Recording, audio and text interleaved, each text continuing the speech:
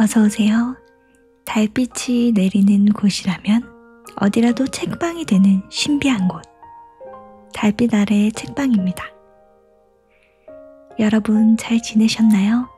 정말 오랜만에 만나는 것 같습니다. 2024년이 가고 2025년이 왔습니다.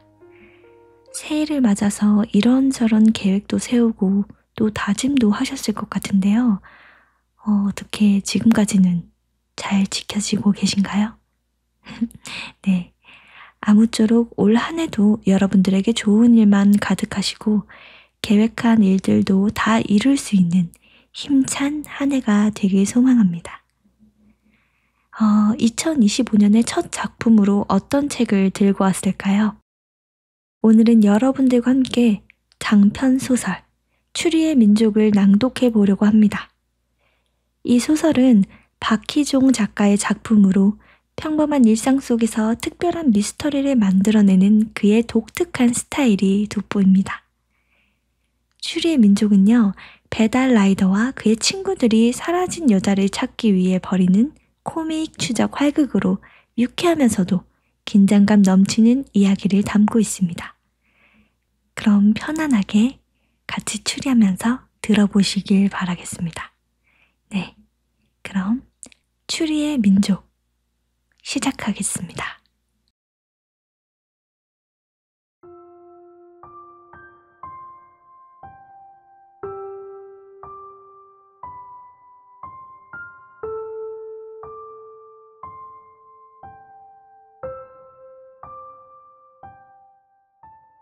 추리의 민족 프롤로그 하나.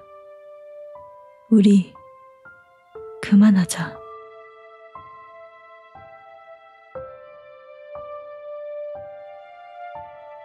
(3년을) 이어온 우리의 사랑을 끊는 것은 단 한 줄의 메시지였다.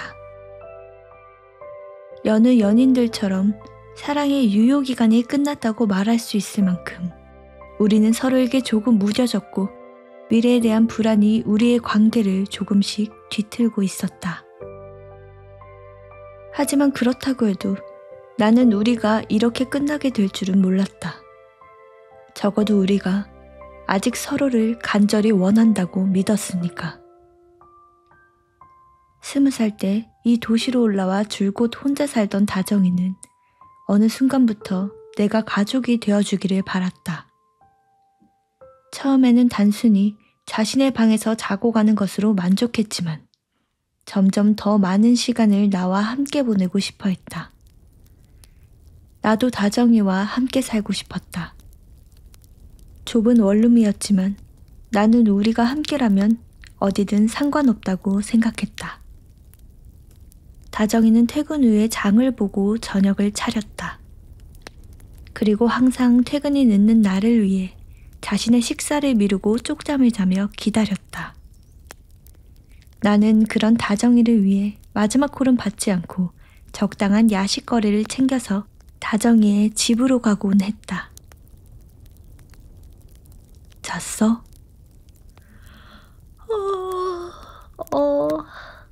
그래도 빨리 왔네. 별일 없었어? 그럼. 그래도 조심해. 과속하지 말고, 신호 위반하지 말고, 오토바이 타면서 폰 보지 말고.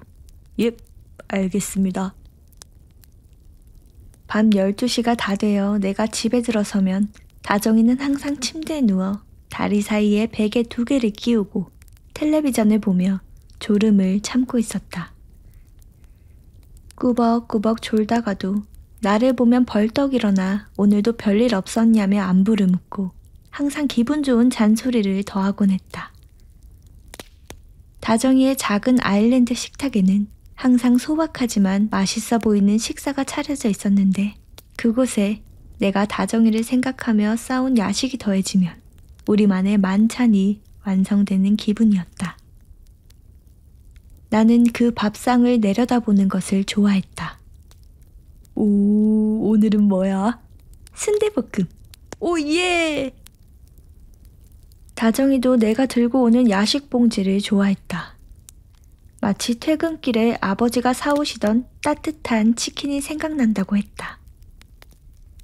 우리는 항상 밤 12시가 넘어서야 밥을 먹었다. 좋아하는 영화나 드라마를 틀어놓고 밥을 먹은 후에 다정이는 살이 찐다며 어김없이 그 좁은 방에서 요가를 하기 시작했다. 나는 움직이는 다정이의 다리 사이로 영화를 보고 다정이는 희한한 자세로 요가를 하며 가끔 나에게 영화 내용을 묻곤 했다. 나는 이런 상황도 너무 재미있었다. 산책할까? 그날은 갑자기 다정이의 웃는 모습이 보고 싶다는 생각이 들었다. 누구보다 웃는 표정이 예쁜 다정이를 웃게 만드는 것은 그리 어려운 일이 아니었다. 다정이의 행복 포인트는 무척 사소했다. 진짜? 괜찮아, 내일 주말인데. 괜찮아. 요즘 좀 덜 바쁜 시기야. 우리 다정이 내일 회사도 안 가는데 좀 달려야지. 코너까지. 콜? 당근이 콜!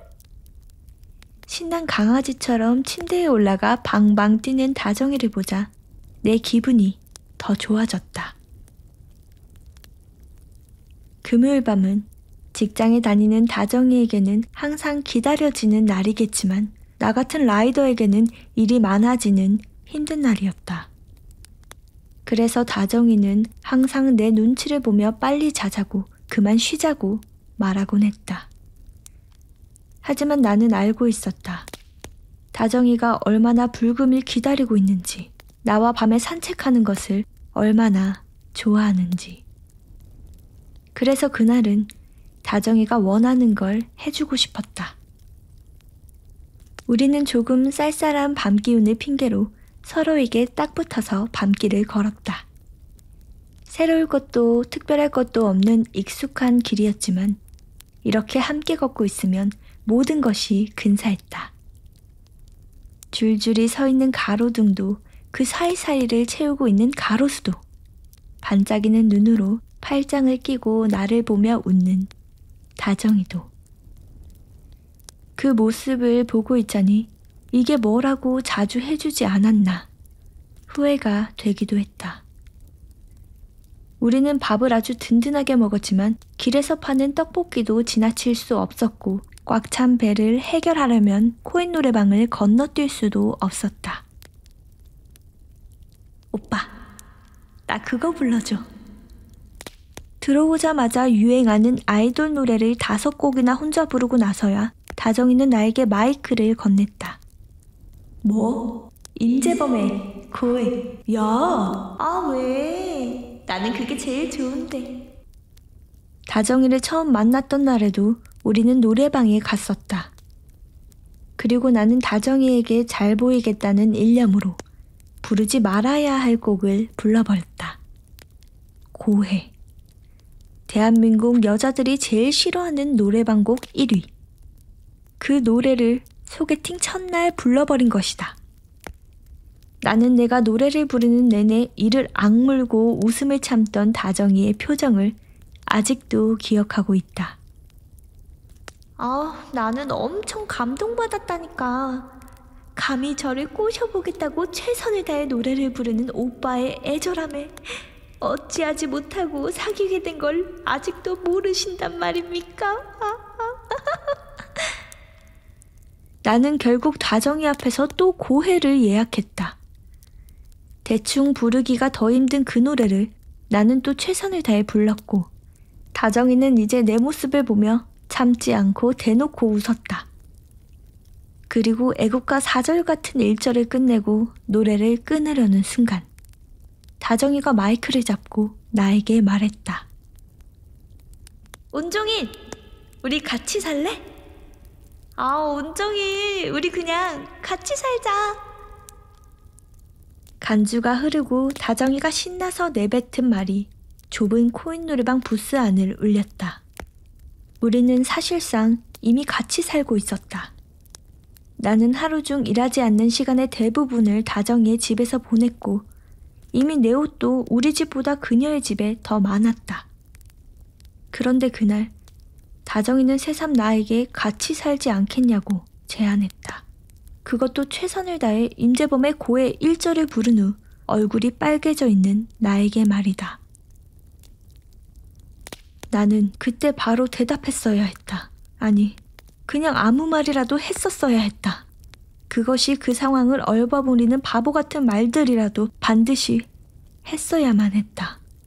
하지만 나는 못 들은 척 했다.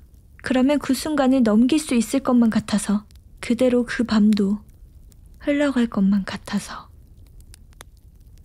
나는 간주 점프 버튼을 누르고 어색하게 노래를 이어 부르기 시작했다. 가사는 내내 내 심장을 주먹으로 때리는 것 같았다. 그래서 나는 더 최선을 다해 불렀다. 생각해보면 내가 다정이의 질문에 답을 하지 못했던 건 너무 슬퍼서였던 것 같다. 그녀의 질문이 우리 결혼할래가 아니라 우리 같이 살래였기 때문에. 이미 이렇게나 오랫동안 함께 살아온 나에게 건넨 말이 겨우 같이 살래여서. 그녀는 이미 나의 마음을 알고 있었던 것이다. 결혼에 대한 나의 마음을.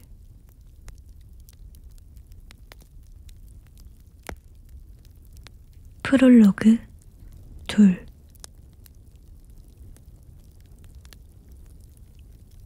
김밥이 참 싫었다. 엄마의 김밥 가게에 내 이름이 들어간 것도 싫었다. 내가 어렸을 때 엄마는 항상 집에 없었다.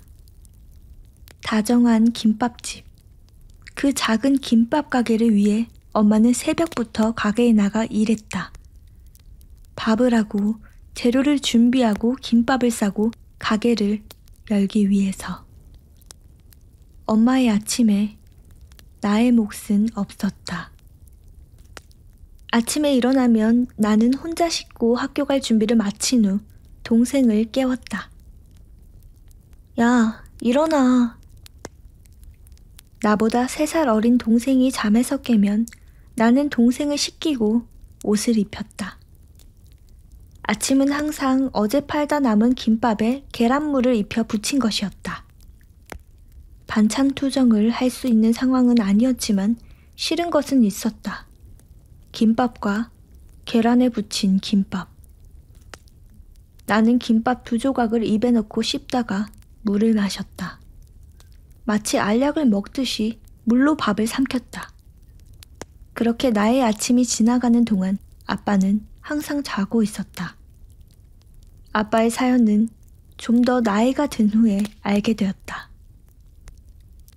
장남에 대한 기대가 컸던 할머니의 등살에 여기저기 회사를 옮겨야만 했던 상황들. 그러다 결국 아무 곳에도 적응하지 못하고 공사판만 전전하던 삶.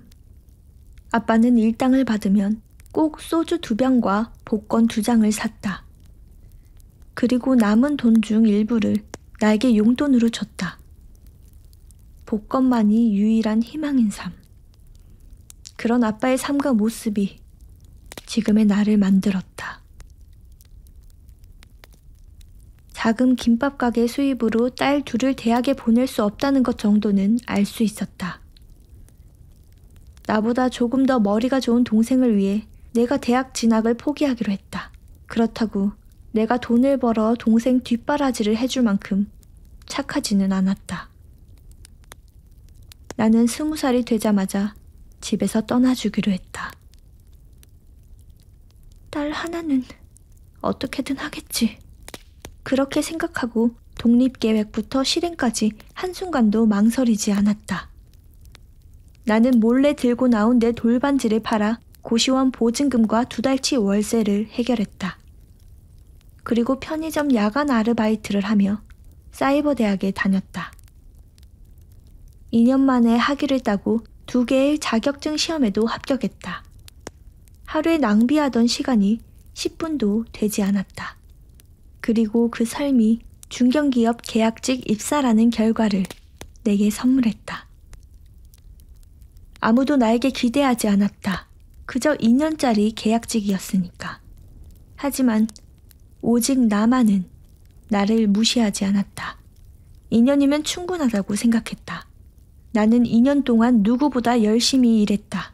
시키는 일도 시키지 않은 일도 마다하지 않고 최선을 다했다. 그리고 사내 아이디어 공모전이 개최되었을 때 마침내 기회가 왔다고 생각했다. 나는 2년 동안 복사를 하고 서류들을 정리하며 눈여겨봤던 문제점들을 분석해 효율적인 업무 시스템을 제안했다.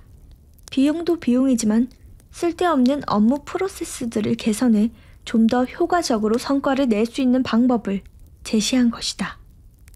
일개 계약직의 아이디어는 관리자들 사이에서 큰 이슈가 되었고 결국 나는 공모전의 입상뿐 아니라 정규직 전환이라는 큰 성과를 이룰 수 있었다.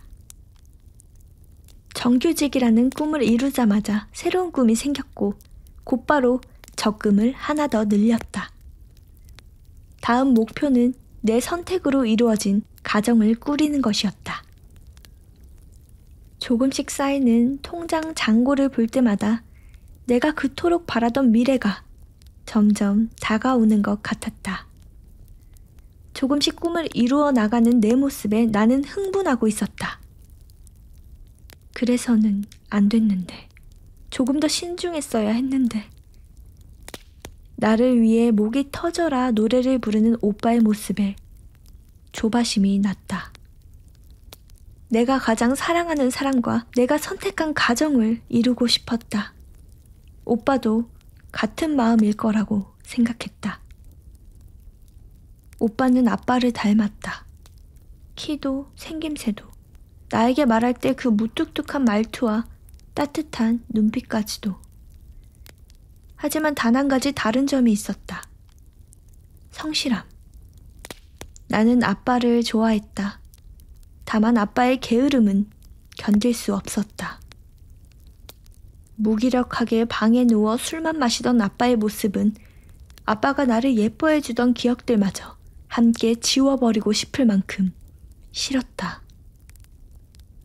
원래 중소기업에 다니던 놈인데 코로나 때문에 회사가 힘들어지면서 일을 못하게 됐어. 지금은 배달 일을 하고 있어.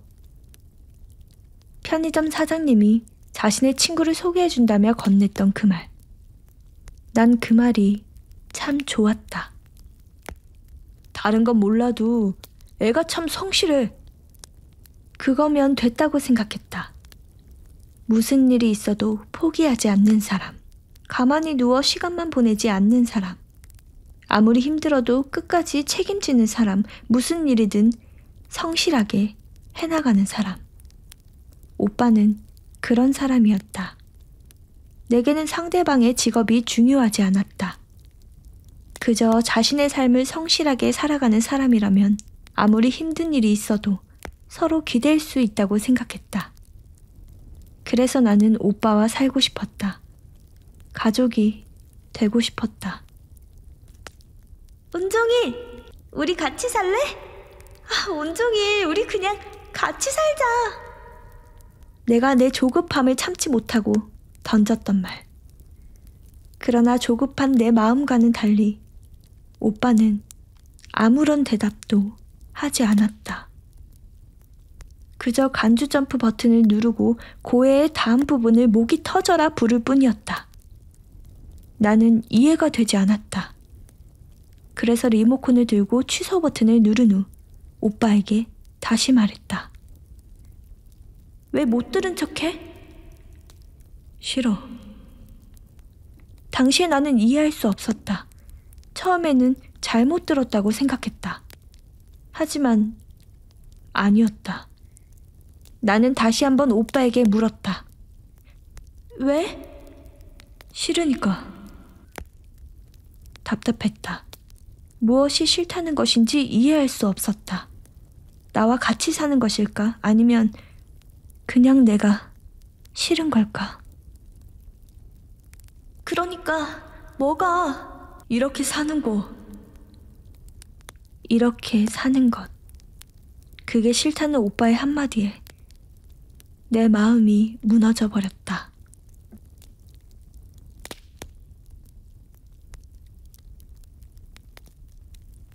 프롤로그 셋.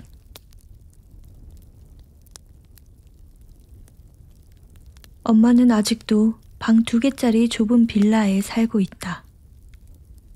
미용 유튜버가 되겠다고 방에 틀어박혀 컴퓨터만 하는 여동생과 함께. 이미 성한 곳이 없을 정도로 온갖 질병이 가득한 몸이지만 엄마는 단 하루도 마음껏 쉬지 못한다. 너무 일찍 우리 곁을 떠나버린 아빠, 마음도 체력도 약한 엄마, 그리고 철이 없는, 아니 철이 무엇인지도 모르는 동생. 나는 그런 가정에서 장남으로 자랐다. 다행히 삐뚤어지지 않고 내 앞가림은 하며 산다지만 겨우 엄마에게 손을 벌리지 않을 정도일 뿐 나는 엄마 어깨에 쌓여있는 짐들을 단 1g도 나눠들지 못하는 아들이었다.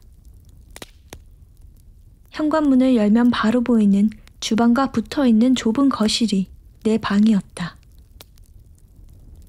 엄마는 본인이 동생과 같은 방을 쓰겠다고 했지만 여동생은 죽어도 자기 방이 있어야 한다고 소리를 지르며 울었고, 그러면 본인이 거실을 쓰겠다던 엄마에게는 내가 소리를 지르며 화를 냈다. 자신만의 방 한 칸조차 없으면 엄마가 온전히 편하게 누울 수 있는 공간은 이 세상 어디에도 없을 것만 같아서였다. 내 방이 없는 집, 그곳에서의 삶이 지겨워질 때쯤 다정이를 만났다. 언젠가부터 나는 퇴근 후에 다정이의 집으로 향했고 그곳에서 다정이와 함께 잠들었다. 다정이가 출근하고 나면 나는 조금 더 자고 일어나 집으로 향했다. 또 일을 하기 위해 어딘가로 나간 엄마의 빈자리는 뭘 하고 있는지도 알 수 없는 동생의 낄낄대는 웃음이 대신 채웠다. 엄마는 내가 들어오는 시각을 알고 그 바쁜 아침에도 나를 위한 밥상을 차려놓곤 했다.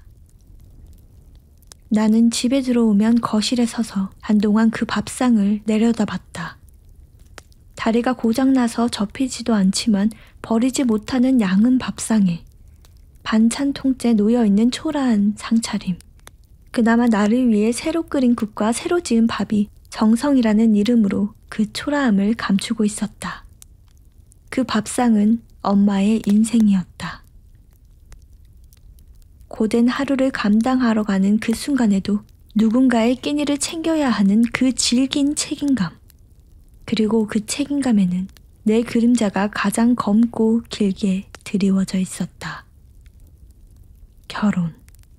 머릿속에 이 단어가 벽돌처럼 떨어졌다. 다정이가 내게 같이 살자고 했을 때 드디어 그 좁은 빌라에서 벗어날 수 있다는 생각이 가장 먼저 들었다. 하지만 다음 순간 갑자기 숨통이 조여들었다. 혹시 나도 다정이를 엄마처럼 만들어버리는 것은 아닐까. 어쩌면 몇 년 후 다정이의 모습이 지금의 엄마 모습과 닮아있지 않을까.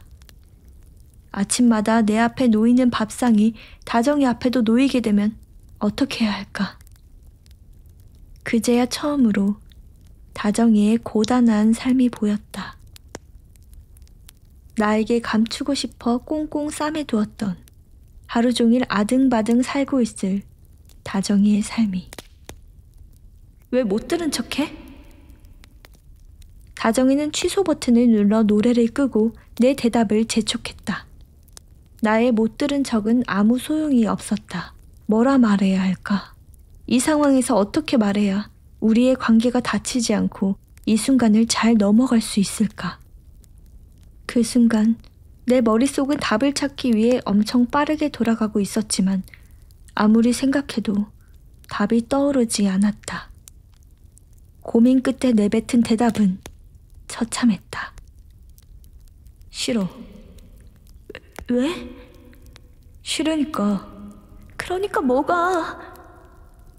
이렇게 사는 거. 무슨 말이 하고 싶었던 것일까? 아니 무슨 생각이었던 걸까? 나는 하지 않아도 될 말을 해버렸고 다정이는 받지 않아도 될 상처를 받아버렸다.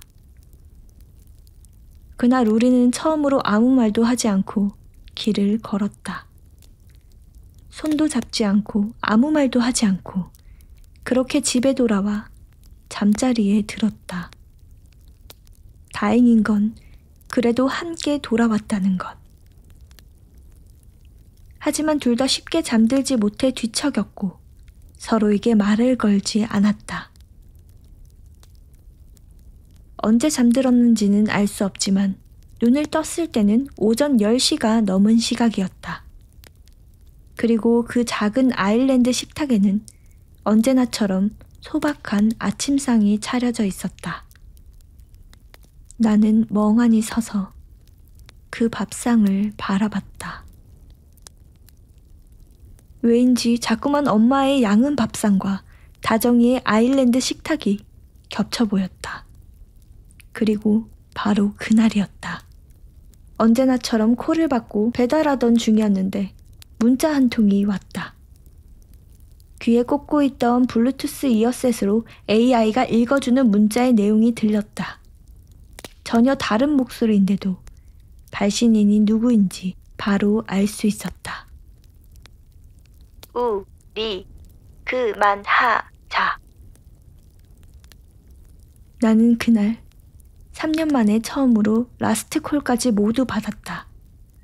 그리고 포차 사장님께서 챙겨주신 오뎅탕을 들고 좁은 빌라로 향했다.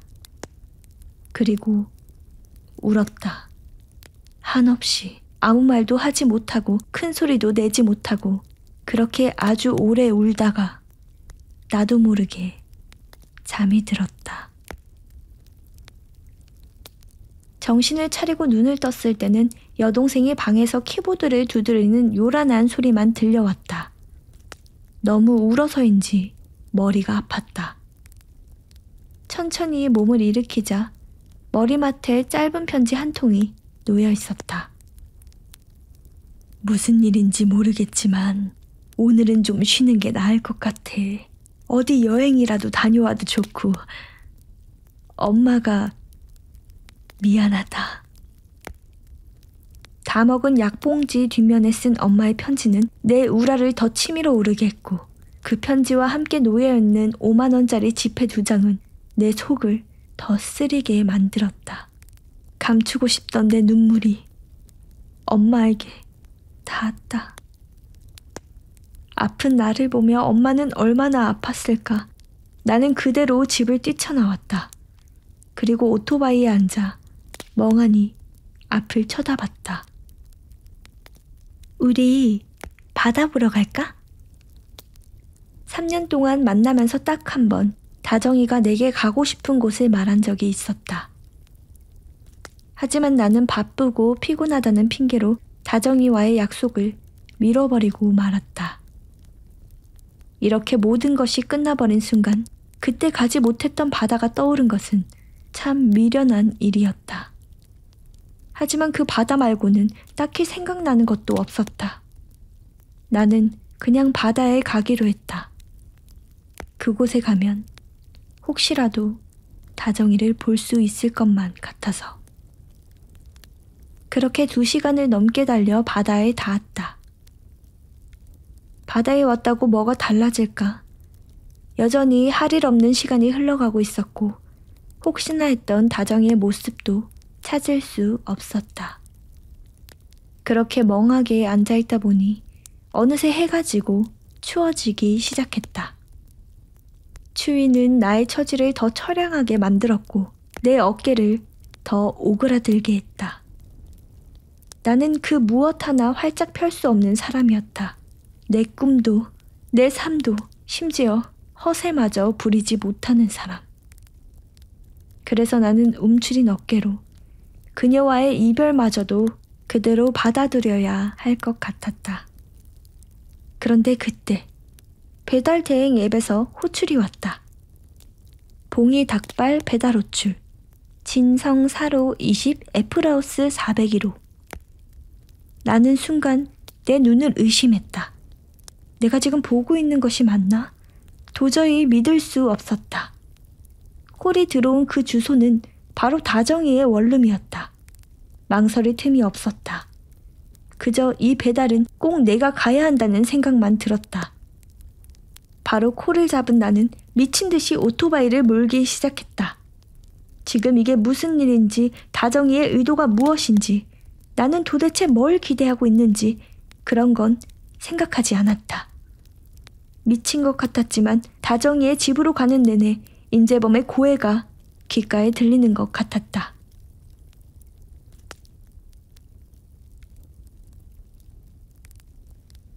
애플하우스. 종일은 심장이 터질 것만 같았다. 차로 2시간이 넘게 걸릴 거리를 오토바이로 50분 만에 도착한 탓도 있겠지만 그보다는 어제 헤어진 여자친구의 집에 배달을 왔다는 사실 때문이었다. 오토바이를 타고 시속 150km가 넘는 속력으로 달리며 신호위반을 할 때마다 그녀의 걱정 가득한 잔소리가 귓가에 들리는 것 같았다. 그래도 조심해. 과속하지 말고, 신호위반하지 말고, 오토바이 타면서 폰 보지 말고. 종일은 오히려 더 속도를 높이고 신호를 무시하며 달렸다. 지금 이 배달을 놓치면 다시는 그 잔소리를 들을 수 없을 것 같아서. 그래서 앞으로는 정말 오토바이를 아무렇게나 막 타고 다닐 것만 같아서 종일은 이를 악물고 달렸다. 아니, 그렇게 멀리 있었으면 콜을 받지 말아야지. 이게 뭐 하는 짓이야? 음식은 진작에 나와서 다 식어가는데 다 왔다 하더니 지금 몇 시냐고? 야식집 사장님에게는 이미 크게 한 소리 들었다. 하지만 사장님의 잔소리 따위가 종일의 마음에 주는 영향은 전혀 없었다. 그때는 오로지 다정의 집에 빨리 가야겠다는 생각만 가득했기 때문이다. 고객이 클레임을 걸면 다 배상하기로 했다. 더 문제가 되는 것이 있다고 해도 종일이 다 책임지겠다고 했다. 솔직히 종일은 지금 그 어떤 이유로든 다정과 엮이고 싶었다. 이제 와서 그녀와 다시 만난다고 해도 어제의 질문에는 여전히 아무 대답도 못하겠지만 종일은 절대 이대로는 끝낼 수 없었다.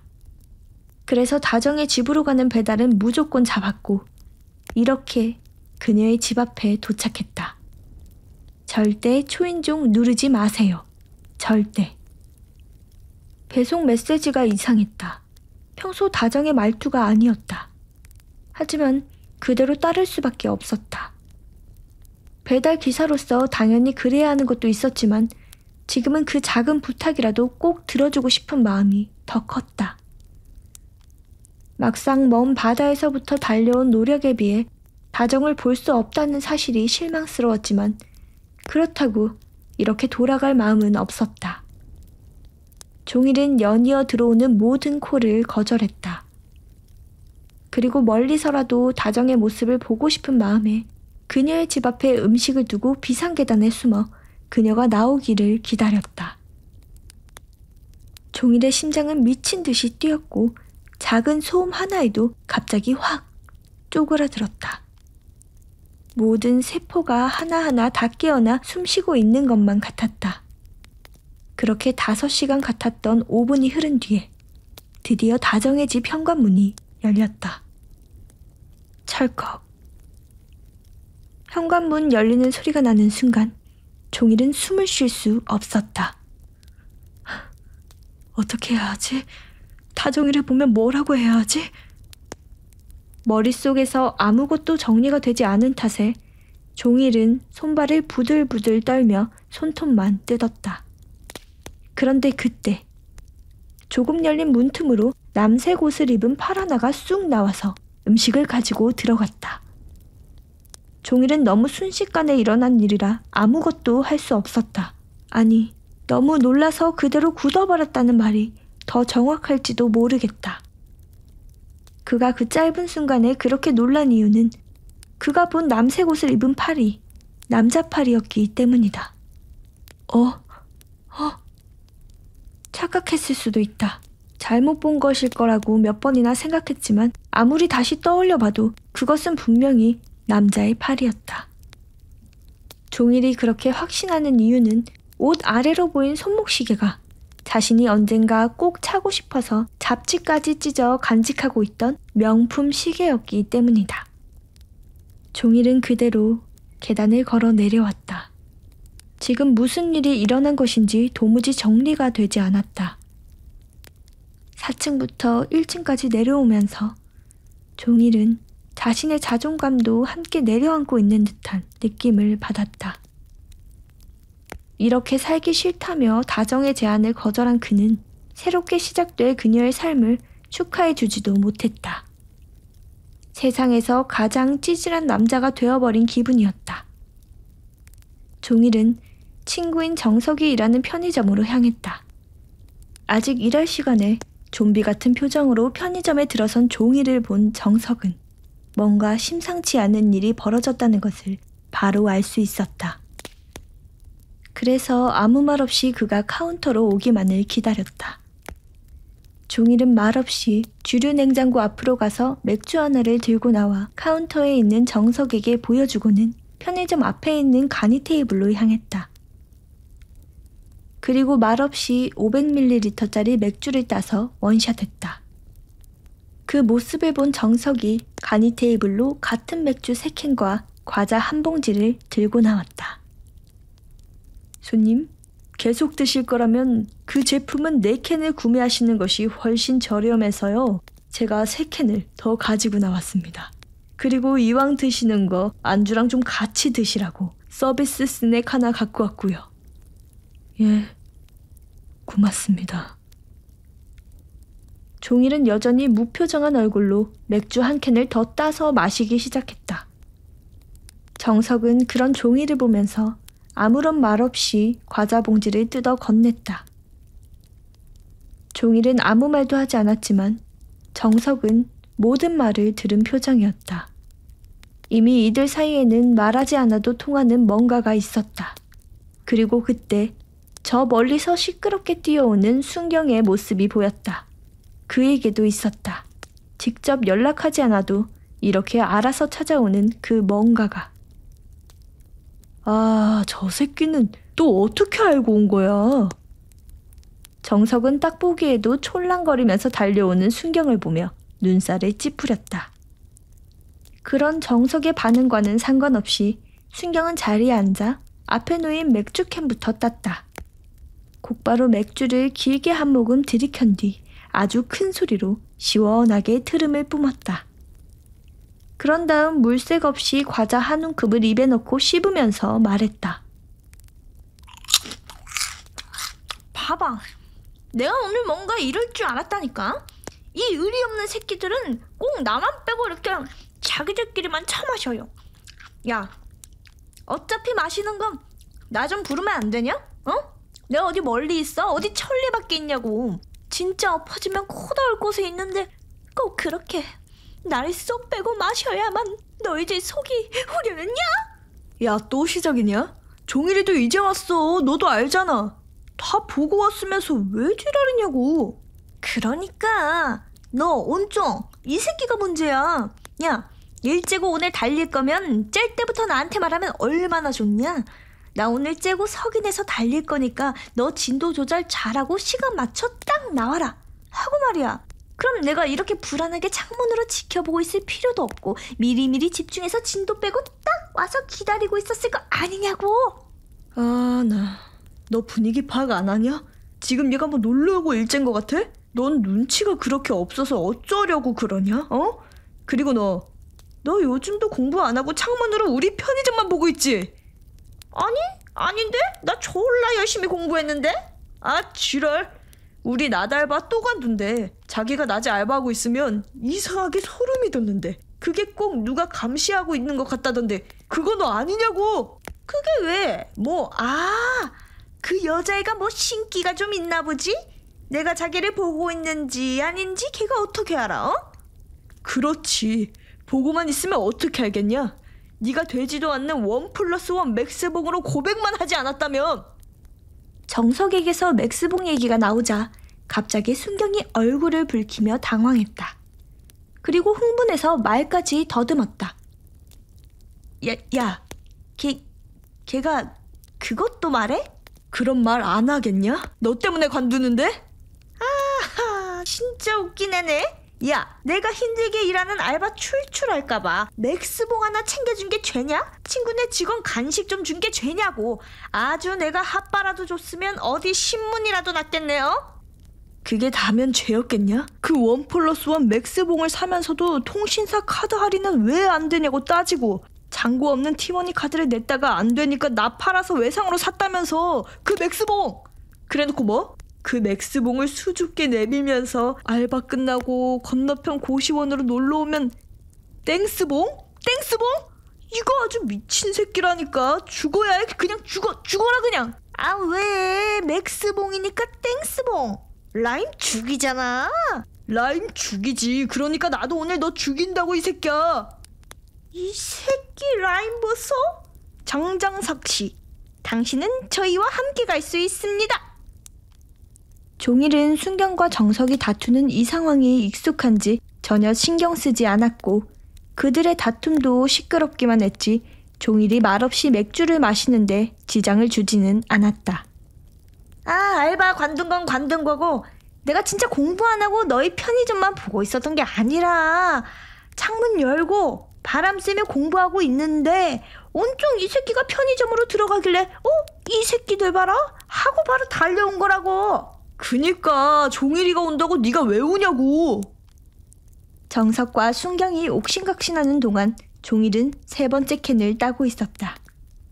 세 번째 캔을 따는 순간 종일의 상태가 심상치 않다고 느낀 정석은 바로 순경의 뺨을 한 대 툭 때렸다.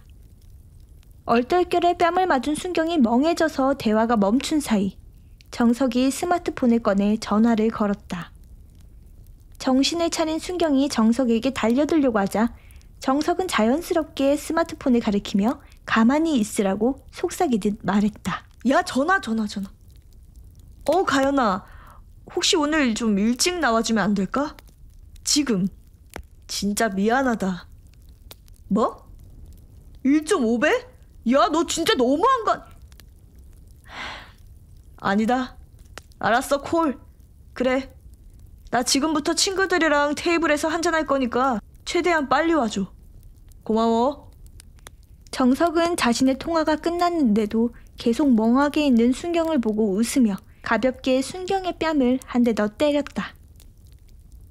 땡! 두 번째 충격에 정신이 든 순경이 정석에게 달려들어 머리카락을 뜯었고 정석은 달려드는 순경의 배를 깨물었다. 아프다고. 알았다고.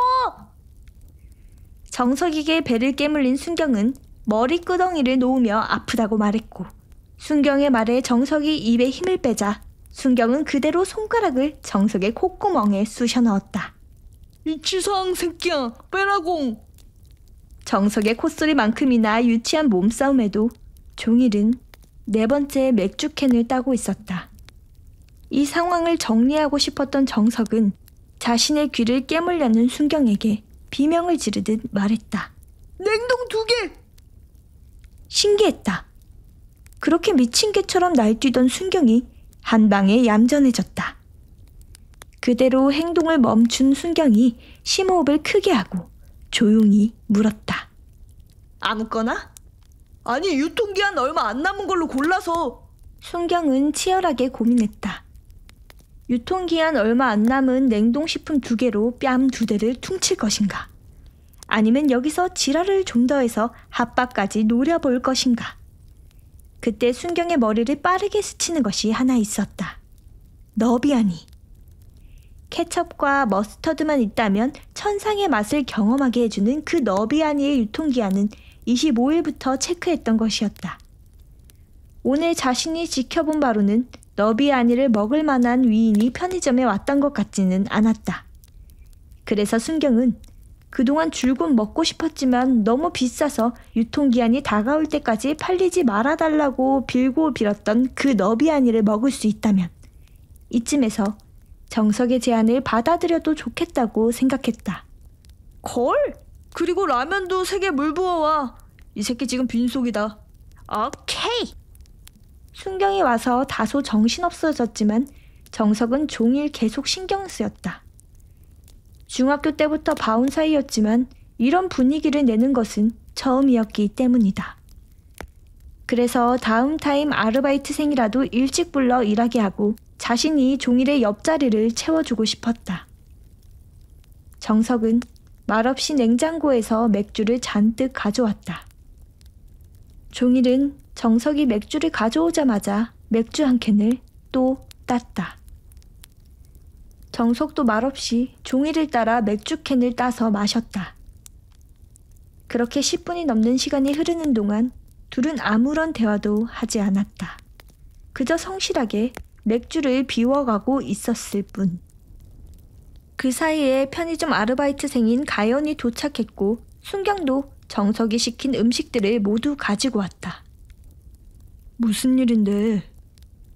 아무 말도 하지 않고 같이 맥주를 마셔주던 정석은 순경이 자리에 앉아 종일에게 물었다.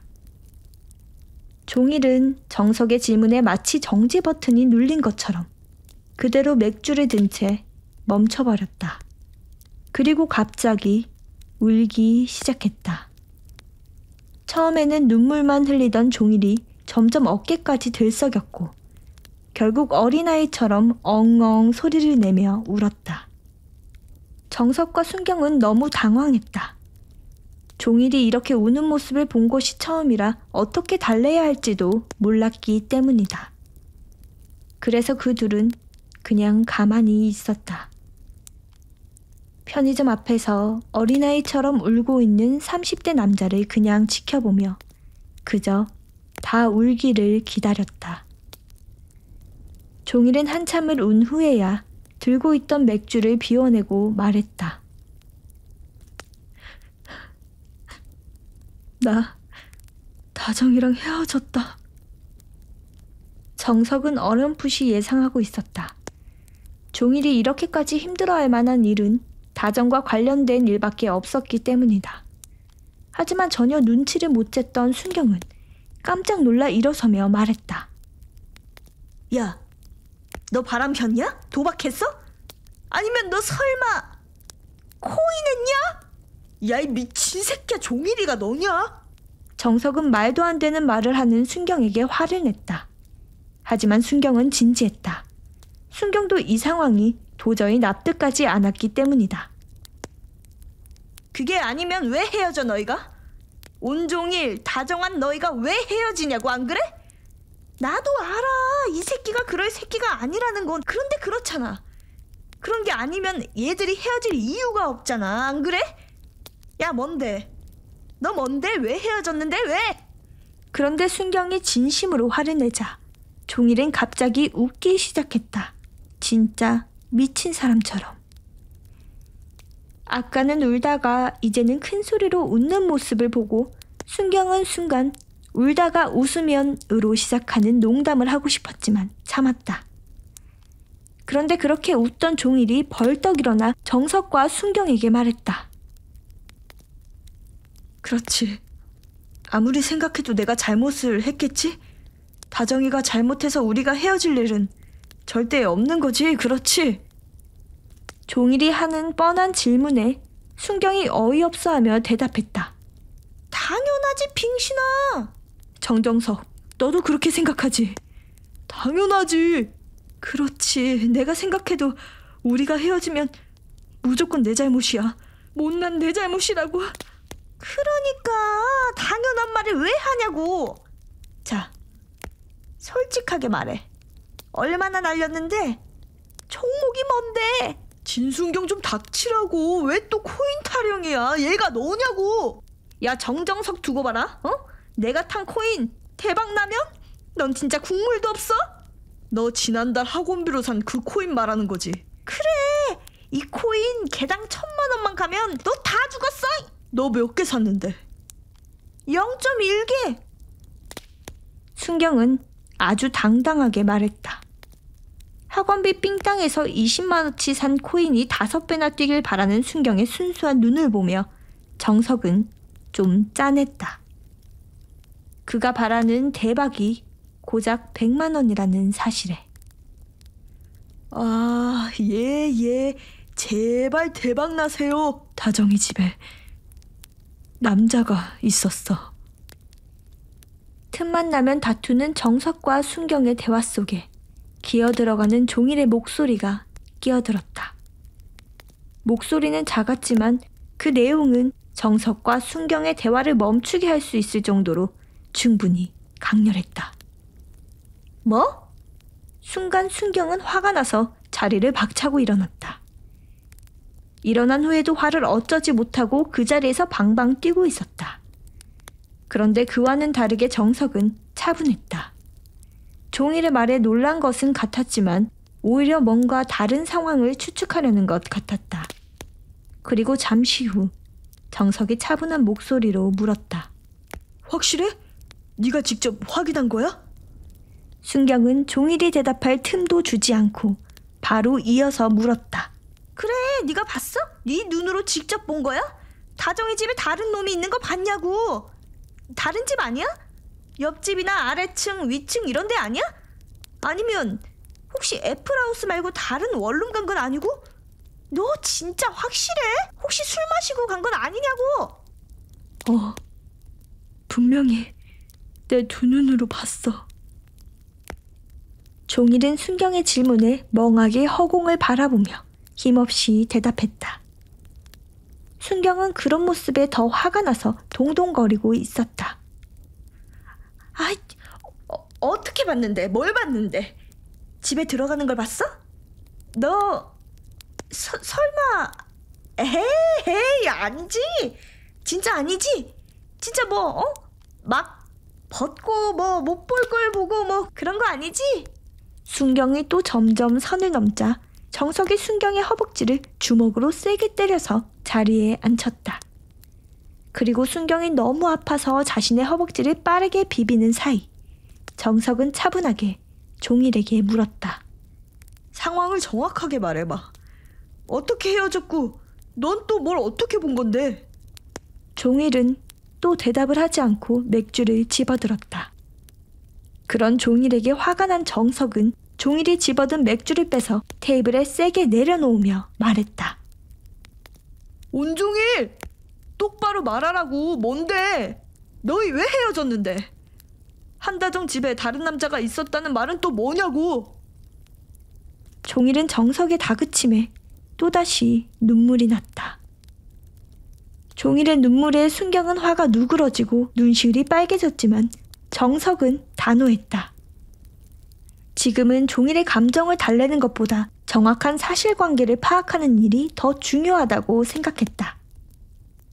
그런 정석의 눈을 보고 종일은 눈물을 닦으며 그동안 있었던 일을 말하기 시작했다. 그저께 밤에 다정이가 나보고 같이 살자고 했어. 같이 밥 먹고 내가 싸간 순대볶음도 먹고 오랜만에 다정이랑 산책도 하고 코너도 갔는데 갑자기 나한테 노래를 불러달라고 하는 거야. 그래서 불렀어. 열심히 불렀는데 1절 끝나고 갑자기 같이 살자는 거야. 우리 같이 살자고. 뭐가 그리 신났는지 해맑게 웃으며 같이 살자는데 그런데 그 말에 내가 대답을 못했어. 아무 말도. 나는 그냥 그렇게 못 들은 척 넘어가려고 간주 점프하고 계속 불렀는데 노래 끄고 다시 묻더라. 왜 대답 안 하냐고. 왜 대답은 안 하고 노래만 부르냐고. 그래서 싫다고 했어. 왜냐고 묻길래 이렇게 사는 거 싫다고 그렇게 대답했어. 종일의 말에 정석은 숨이 막혔다. 그 상황이 너무 눈에 보여서. 그 당시의 상황과 각자의 마음이 다 느껴져서 뭐라고 말해야 할지 알 수 없었다. 그런데 순경은 좀 달랐다. 야, 너 똑바로 대답해? 갑자기 종일의 말을 듣고 있던 순경이 진지하게 물었다. 뭘? 너 무슨 노래 불렀어? 종일은 순간 순경의 말에 주춤했다.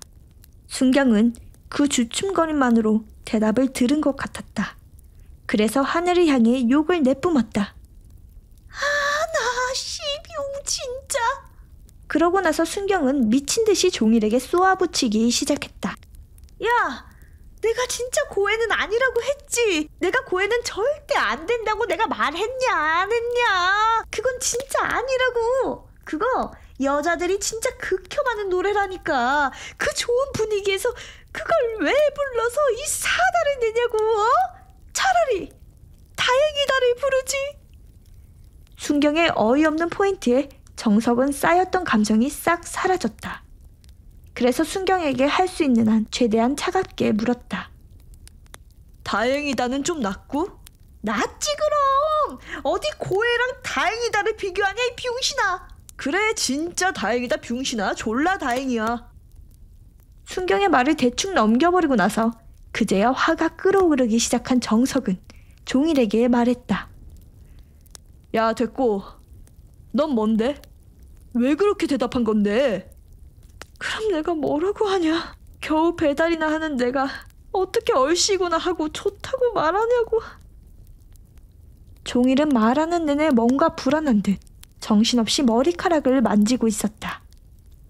말을 하면 할수록 종일의 머리는 점점 헝클어져 갔고 그 모습이 지금 종일과 친구들의 마음 같았다. 알아. 내가 못나서 그런 거. 다정이가 뭘 원하는지도 알고 내가 무슨 대답을 해야 했는지도 진짜 알고 있는데, 답은 알고 있었는데 그러지 못했다고.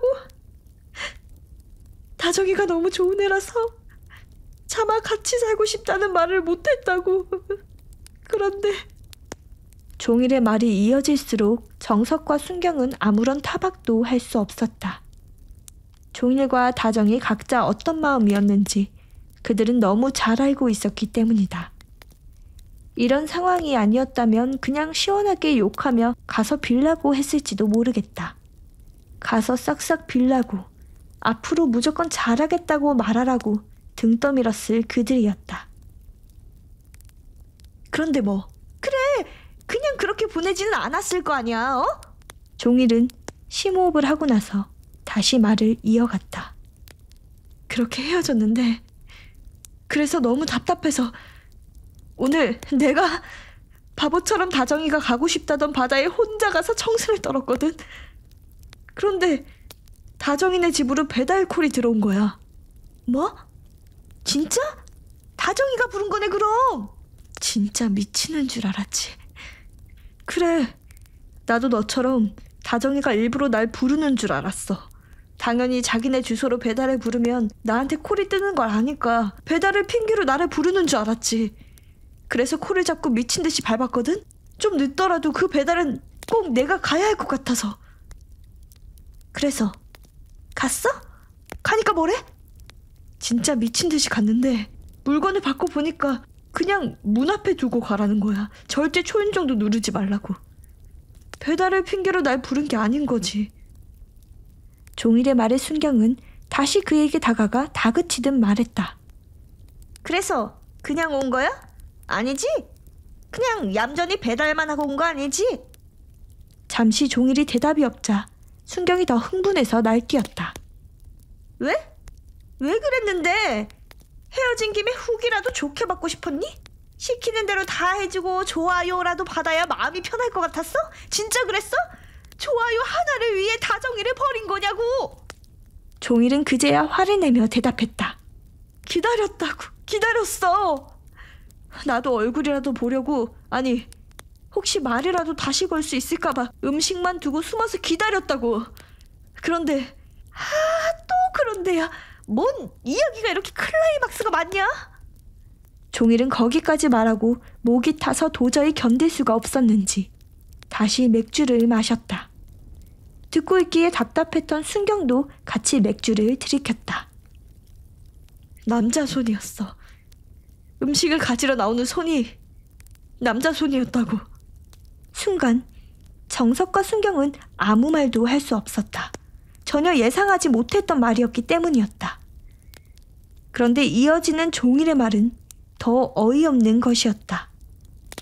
심지어 내가 미친 듯이 갖고 싶어서 집에다 사진 붙여놓은 그 시계를 차고 있더라. 다른 놈이 생긴 거야. 그 사이에 다른 놈이 생긴 거지. 아주 돈 많고 근사한 놈으로. 아니, 어쩌면 이미 그 놈이 생긴 지 꽤 됐는지도 몰라. 그래서 내가 어떻게 대답할지 알고 그런 질문을 한 거라고.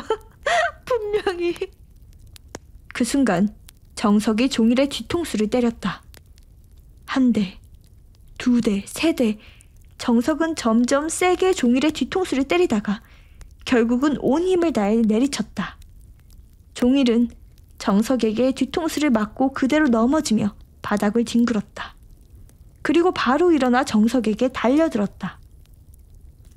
순경이 종일의 허리를 잡고 말리고 있었지만 이미 종일과 정석은 엉망으로 엉켜 있었다.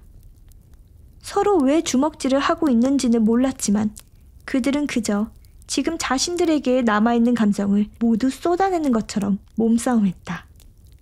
그런데 이상한 건 그 중에서 가장 많이 맞고 있는 사람이 순경이라는 것이었다. 그만해요. 안 그러면 경찰 불러요 진짜. 결국 편의점 아르바이트생인 가연의 목소리에 몸싸움은 어색하게 끝났다. 다행히 3명은 요란한 몸짓에 비해 많이 다치지 않았다. 다만 그 중에 순경의 상태가 가장 엉망인 것은 참 우스운 상황이었다. 모두 기운이 빠져 그대로 의자에 기대듯이 앉아있는데 정석이 종일에게 말했다. 네가 그동안 만났던 한다정이 그런 여자야? 너 돈 없다고 차고 하루 만에 돈 많은 다른 남자를 집에 불러들일 만한 그런 여자냐고, 맞아? 내가 너한테 그런 여자를 소개해준 거야? 나도 그런 새끼였냐? 친구한테 고작 그런 여자나 소개해주는 그런 친구냐고. 종일은 정석의 말에 고개를 들지 못했다. 정석이 자신에게 무슨 말을 하려고 하는 건지 다 알고 있었기 때문이다. 정석이 왜 저렇게 화가 났는지도 너무 잘 알고 있었다. 종일이 사랑한 여자는 결코 그런 여자가 아니었다. 그 사실은 누구보다도 자신이 가장 잘 알고 있었다. 그래서 다시 눈물이 났다. 야, 다정이가 너 3년 동안 저녁밥 챙기면서 일주일에 2번은 여기도 왔었어. 말은 너무 많이 해서 싸웠다고는 했지만 맨날 편의점에서 유통기한 지난 도시락 먹는다고 따뜻한 밥 차려서 여기까지 배달 왔었다고. 그리고 와서 뭐라고 했는지 아냐? 3년 동안 내내 나한테 고맙다더라. 너 만나게 해줘서 고맙다고. 평생 고마워하면서 살겠다고. 평생 나를 은인으로 생각하며 살겠다고. 다정이가 그런 애라고. 네가 좋아서 편돌이하는 네 친구 새끼까지 챙기는 그런 애라고. 근데 그런 애를 네가 못 믿어? 네가 못나서 헤어졌으면서 걔 탓을 해? 야, 너는 3년이지만 나는 걔가 여기서 알바할 때부터 6년을 봤다고. 6년! 이 미친 새끼야. 종일은 정석의 말에 아무 대꾸도 할 수 없었다.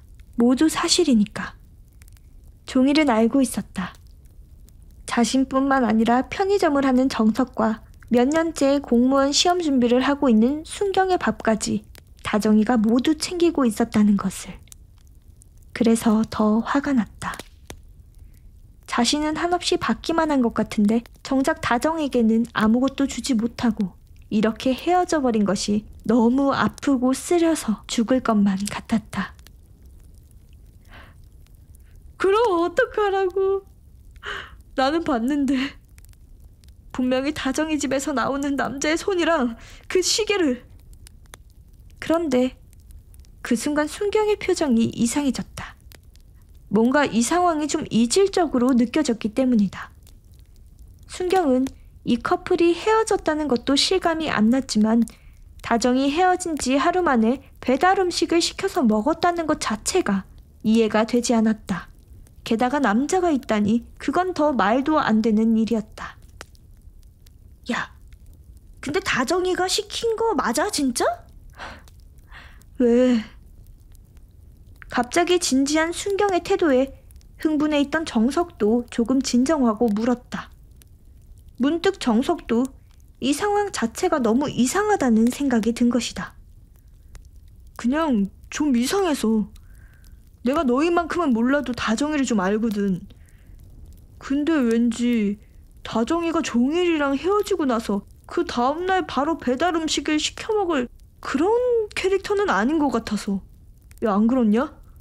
네 말대로 일부러 너 만나려고 그런 거면 또 몰라도. 그 순간 종일의 머리를 때리는 것이 있었다. 왜 몰랐을까?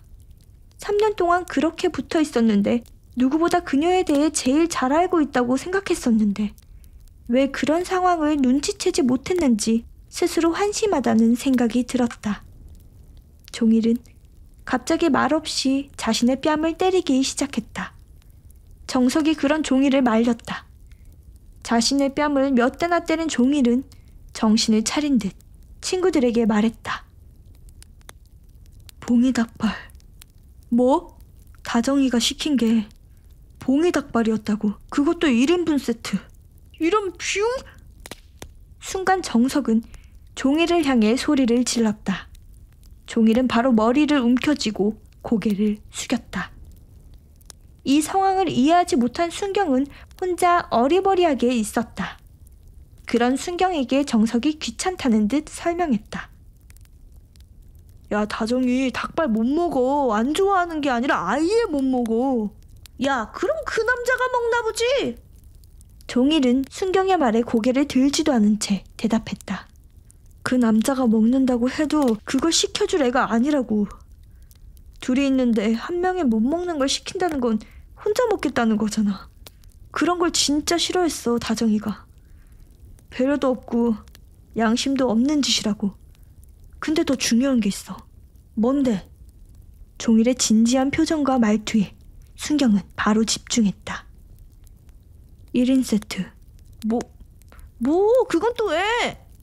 이번 질문에는 다시 정석이 대답했다. 마치 너무 당연한 사실을 말하듯이 차분하고 진지하게 설명해 주었다.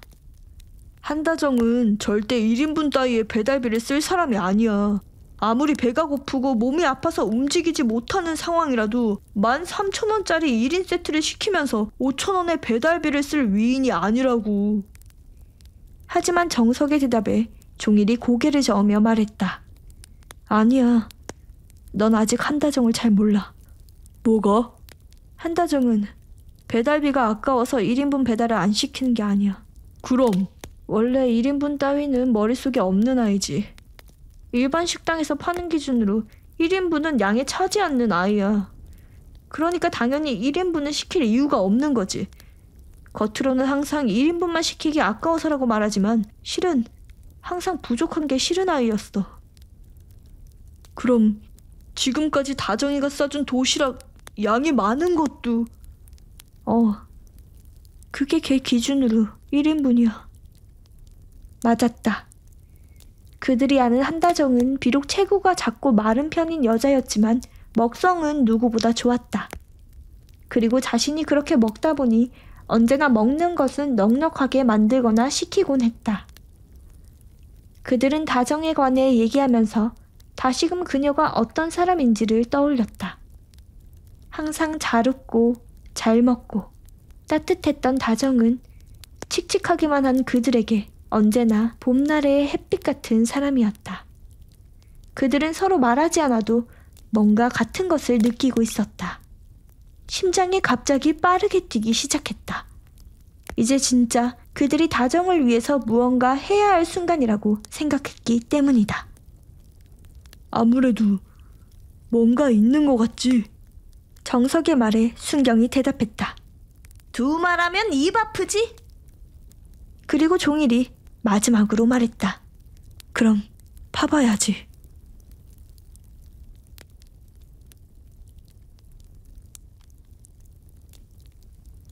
GS25 종일과 정석, 순경의 술자리는 계속 이어졌다.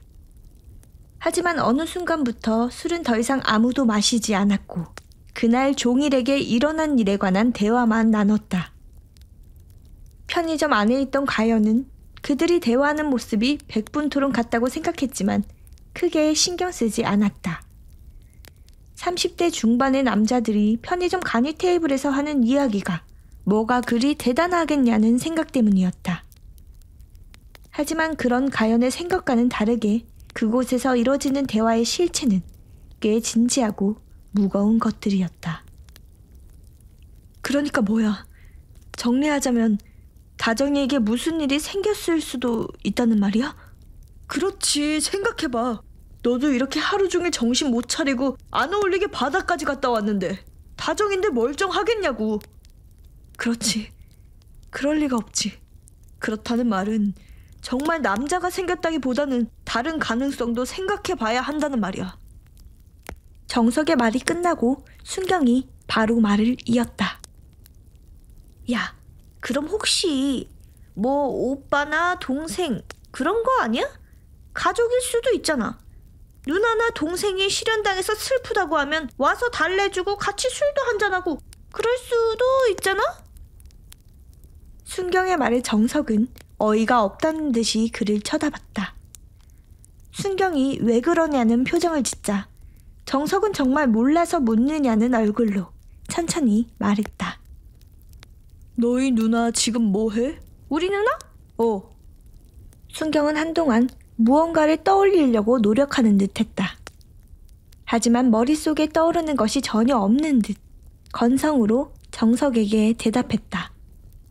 몰라? 회사 다니셔? 그럴걸? 결혼은? 했나? 안 했다. 남자친구가 있다고 했던 것 같기도 하고? 그럼 넌 너희 누나가 남친이랑 헤어졌다고 하면 위로해 주려고 누나 집에 갈래? 미쳤냐? 순경은 자신의 대답에 아무런 반응도 하지 않는 정석을 째려보다가 곧 깨달았다. 정석이 자신에게 무슨 말을 하려고 했는지. 다정의 집에 있던 남자가 동생이나 오빠 같은 친인척일 리는 없다는 말이었다. 그리고 어차피 없어. 다정이 남자 형제도 없고 아버지도 20살 때 돌아가셨다고 그랬어. 어머니랑 여동생만 있다고. 그러면 진짜 누구지? 순간 3명은 다시 말이 없어졌다. 그들은 각자 다정의 집에서 남자의 손이 나올 수 있는 경우의 수를 모두 찾아보려 했지만 아무것도 떠오르지 않았다. 그때 순경이 또 별 생각 없이 가볍게 말을 던졌다. 진짜 모르겠는데. 그냥 물어보면 안 돼? 순간 정석의 표정이 변했다. 정석은 자신을 포함해 여기 모인 3사람의 장단점을 너무 잘 알고 있었다.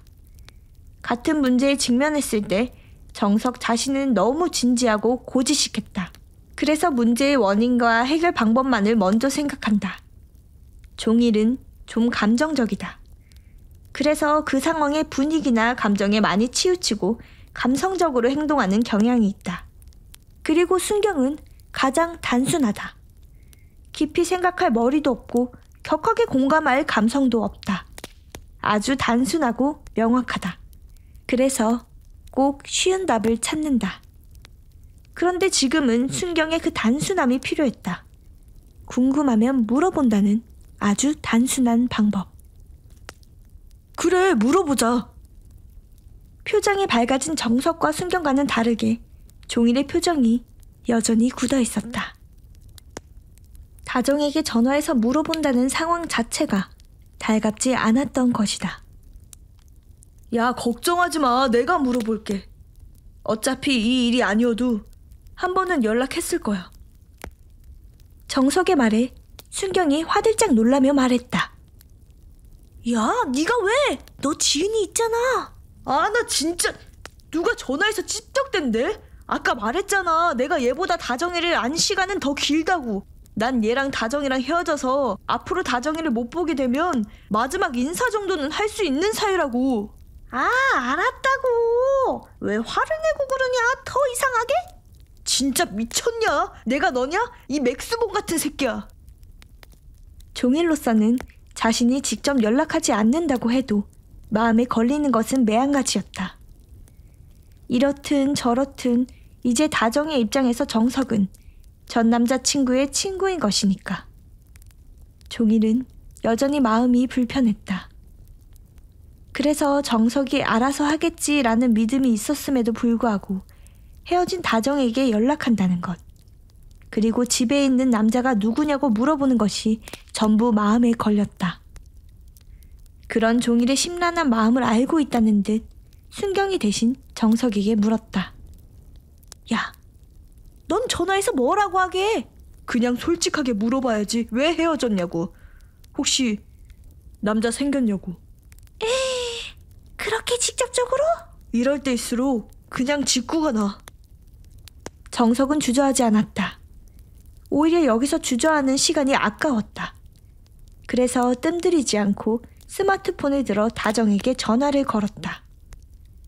수화기 너머에서 신호음이 들려오는 동안 모두에게 흐르는 시간은 상대적으로 더 느리게 느껴졌다. 그리고 마침내 누군가가 전화를 받았다. 여보세요? 다정이니? 나야, 정정석. 여보세요? 안 들려? 나라고, 정정석. 여보세요? 다정아. 딸깍. 전화가 끊겼다.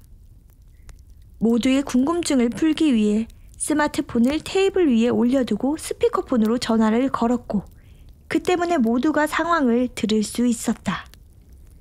바로 통화할 수 있을 것이라는 기대를 한 것은 아니었지만 그래도 너무 예상치 못했던 상황이라 모두 당황했다. 그런데 생각해보면 이 상황에서 제일 이상한 것은 다정이 전화를 받았다는 사실이었다. 전화를 받지 않는 것도 심지어는 종일의 친구인 정석의 번호가 차단된 것도 충분히 예상 내의 일이었지만 전화를 받은 후에 아무 말도 하지 않고 그냥 끊어버리는 행동은 이상했다. 정석의 번호를 알고 있음에도 전화를 받았고 받았는데도 아무 말도 하지 않았다고? 종일은 평소에 다정이라면 절대 그러지 않았을 거라는 생각이 들었다. 그래서 정석에게 메시지를 보내보자고 했다. 다정아, 나야, 정석이. 종일이한테 들었어. 혹시 통화 가능해? 별건 아니고 어쩌다가 그런 건지 내가 다 아쉽고 그래서 또 물어볼 것도 있고. 잠시 후 숫자 1이 없어졌지만 답은 오지 않았다. 말 그대로 일십이었다. 순간 종일은 이상한 기분이 들었다. 어제 이별 이후부터 지금까지의 다정의 반응이 뭔가 어색했기 때문이다. 다정의 행동이나 태도가 이상하다기보다는 그냥 종일에게 와닿는 느낌이 다른 것 같았다. 3년 동안 가족처럼 붙어 살았다. 종일은 숨소리만 들어도 짧은 메시지만 봐도 다정의 상태를 알 수 있었다. 그런 종일에게 느껴지는 어색함은 위화감으로 다가왔다. 그러나 종일이 지금 가장 답답한 것은 이 모든 것을 설명할 수 있는 말이 없다는 것이다. 누군가 종일에게 뭐가 다른지, 어떻게 다른지, 왜 그렇게 느꼈는지를 물으면 대답할 말이 없었다. 계획이 허무하게 끝나자 종일과 정석은 조금 의기소침해졌다. 처음부터 바로 반응이 있을 것이라는 기대는 없었지만 막상 쓸 수 있는 방법을 다 써봐도 남은 것이 아무것도 없어 기운이 빠진 것이다. 그런데 이런 둘과는 다르게 순경의 눈은 뭔가 반짝이는 기운이 돌았다. 야, 이제 남은 방법은 딱 하나밖에 없어. 순경의 말에 정석은 아무런 기대도 하지 않았지만 종일은 지푸라기라도 잡는 심경으로 반응했다. 뭔데? 쓸데없는 거 하지 마라. 순경은 냉소적인 정석의 말에 정석을 한번 째려보고는 다시 분위기를 잡았다. 그리고 의미심장한 표정으로 천천히 말했다. 잠복. 뭐? 야, 내가 그래도 나름 경찰 공무원도 준비했었잖아? 다 감이 있다고. 지금 이 상황은 우리가 다정이 집 앞에서 딱 잠복을 때려야 하는 상황이야. 야, 푸시업을 20개도 못해서 포기한 걸 준비했다고 말할 수 있는 거냐? 아, 그러니까 내가 이 몸이 안 따라줘서 포기한 거지. 이 소프트웨어는 훌륭했다고. 누가 그래? 고시원 총무형이. 야, 그 새끼 단골 빠질까봐 약친 거야. 너 당장 옮겨, 고시원. 왜? 총무형이 자신의 뒤를 이을 총무 내정자라고 얼마나 밀어주는데. 너 바보냐? 그게 칭찬이야? 야, 그게 왜? 너 목표가 고시원 총무냐? 네가 지금 준비하는 게 고시원 총무 9급이야? 그냥 너 놀리는 거잖아. 너 가능성 없다고. 자기는 합격해서 나갈 테니까 넌 남을 거라고 저주하는 거라고.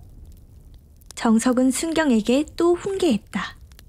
하지만 수시로 이어지는 이 훈계는 기분에 따라 아무렇게나 쏟아내는 무책임한 공격은 아니었다. 정석은 몇 년째 공무원이 되겠다며 고시원에 살고 있는 순경을 걱정하고 있다. 특별한 꿈이 없어 시작한 공부가 매년 애먼 사람들의 한마디에 달라지곤 했으니까. 처음에는 9급으로 시작한 공부가 7급이 되었다가 경찰 공무원이 되었다가 소방공무원을 거쳐 다시 9급으로 오는데 6년이 걸렸다. 겹치는 과목이 있다고는 하지만 처음부터 9급만 준비했다면 이미 붙었을지도 모른다. 이 모든 과정을 알고 있는 정석은 그래서 순경에게 더 모질게 대했다. 근데 내가 생각해도 가보는 게 맞는 것 같아. 종일은 정석과 순경이 티격태격하는 동안 자기 혼자 생각에 잠겨 있었다. 아무리 생각해도 정리될 것은 없었지만 그래도 확실한 것 하나는 있었다. 다정을 직접 만나야겠다는 것. 만나서 직접 묻든 무릎을 꿇고 빌든 뭐라도 해야겠다고 생각한 것이다. 그래서 답답한 마음에 화를 내듯 말했다. 지금이 벌써 새벽 3시야. 4시간만 있으면 다정이 출근 시간이야. 무슨 일이 있어도 회사는 안 빠지는 애니까 꼭 나올 거야. 그러니까 내가 다정이 집 앞에서 기다리다가 물어보면 되잖아. 그 새끼 누구냐고 그냥 물어보면 되는 거 아니냐고. 정석은 지금 종일의 마음이 이해가 갔다. 본인도 종일의 입장이었다면 분명히 그랬을 테니까. 하지만 그런 마음이 드는 한편 걱정도 되었다. 혹시라도 정석도 아니라고 믿고 있지만 정말 만에 하나라도 진짜 다정에게 누군가가 생긴 것이고 그 상황을 직접 목격하게 된다면 종일은 더 무너져 버릴지도 모른다. 정석은 그렇게 될까봐 겁이 났다. 그러다 진짜 웬 남자랑 같이 나오면 그 새끼가 누군지 확인해야지. 하지만 종일의 머릿속에 다정의 새로운 남자는 없었다. 다시 확인한 사랑일 수도 있고 이제야 생긴 믿음일지도 모르지만 지금 종일의 머릿속은 의심이나 질투가 끼어들 틈이 없었다. 오로지 다정에 대한 걱정뿐이었다. 뭐? 네가 아니라며. 다정이는 그런 애가 아니라며. 맞아. 그런 애 아니야. 절대 아니라고. 그렇다면 지금 다정이 옆에 누가 서 있든 그 사람이 이상한 거 아니야? 그러면 그 새끼를 확인해봐야지. 정석은 순간 커다란 망치로 뒤통수를 맞은 기분이었다. 자신이 종일에게 그렇게 화를 내며 다정에 대한 의심의 불씨마저 날려버려 놓고 친구를 위한다는 핑계로 다시 불을 붙이려 한 것이다. 한심했다. 하여튼 정정석 저 새끼는 말이 너무 많아. 야 종일아, 이쯤 되면 갈 때까지 다 가봐야 하는 거 아니냐? 안 그래? 그럼 갈 때까지 가봐야지. 또 분위기를 가볍게 만들어버리는 순경의 말에 종일은 처음으로 미소를 지으며 말했다. 순경은 처음으로 종일이 자신의 말에 호응해줘서 또 자신이 조금이나마 종일에게 힘이 되어준 것 같아서 기분이 이상했다. 그냥 그 순간이 좋기도 하고 어색하기도 했다. 그래서 순경이 종일에게 헤드록을 걸었다. 이야, 언정! 이 엉아는 지구 끝까지 같이 가준다! 야, 뭐야! 그런데 정석의 마음에는 여전히 걸리는 것이 하나 있었다. 친구들의 걱정 섞인 행동들이 남들이 보기에는 스토킹으로 보일 수도 있다는 것이었다. 다만 그런 걱정이 저들의 순수한 마음에 찬물을 뿌리는 것이 될 수도 있었다. 그래서 정석도 순경의 목에 똑같이 헤드록을 걸며 조금은 가볍게 말했다. 야, 너는 경찰 공무원 준비했다는 놈이 그것도 몰라? 지금 네가 하자는 짓이 스토킹이야, 알아? 헤어진 남자친구가 전 여자친구 집에 가서 숨어있는 거 그거 범죄라고. 아씨, 아프잖아. 너 그만하라고. 누가 감시하지? 걱정돼서 가는 거잖아. 야, 온종일 아니야? 맞아. 그러니까 좀 놔라 새끼야. 야, 정정석, 노라잖아. 안 들려? 너 놓으라고, 진순경 이 새끼야. 편의점 안에서 그 모습을 보고 있던 가연이 한마디 했다. 와우, 이제 귀찮으리를 하네. 가연은 고개를 저으며 조용히 스마트폰을 꺼내 112를 눌렀다. 그리고 통화 버튼을 누르려다가 잠시 멈췄다. 아니야. 경찰이 해결할 일이 아니야. 저 사람들은 아파. 맞아, 아픈 거야.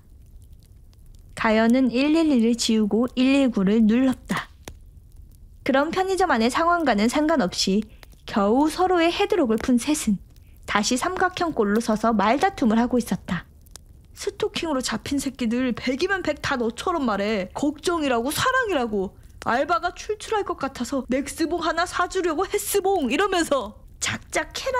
확 맥스봉으로 콧구멍을 막아서 치즈 냄새만 맡으며 살게 하는 수가 있다. 그러니까 네가 맥스봉 하나 준 것도 상대방이 기분 나빠서 신고한다고 난리인데 이런 세상에서 집 앞에서 진을 치고 있는 게 말이 되냐고. 그때 종일이 정석에게 갑자기 차분하게 물었다. 진짜 말이 안 되냐? 내가 3년이나 만난 내가 걱정이 돼서 잠깐 집 앞에 서성이는 것도 말이 안 되는 거야? 진짜? 정석은 종일의 마음을 알고 있었다. 하지만 그래도 막고 싶었다. 종일이 다정의 스토커로 오해받는 것도 혹시라도 지금보다 더 힘든 상황을 대면하는 것도 싫었다. 우리 마음이야. 걱정이라고 말할 수 있지만 상대방이나 제3자 입장에서는 그냥 스토킹이라고. 이게 그렇게 간단한 문제가 아니야. 종일에게는 모두 맞는 말 같았다. 정석의 말도 순경의 말도 들을 때마다 다 옳은 것 같아서 선택하기 힘들었다. 그런데 그것보다 더 힘든 것은 지금도 시간이 흐르고 있다는 사실이었다.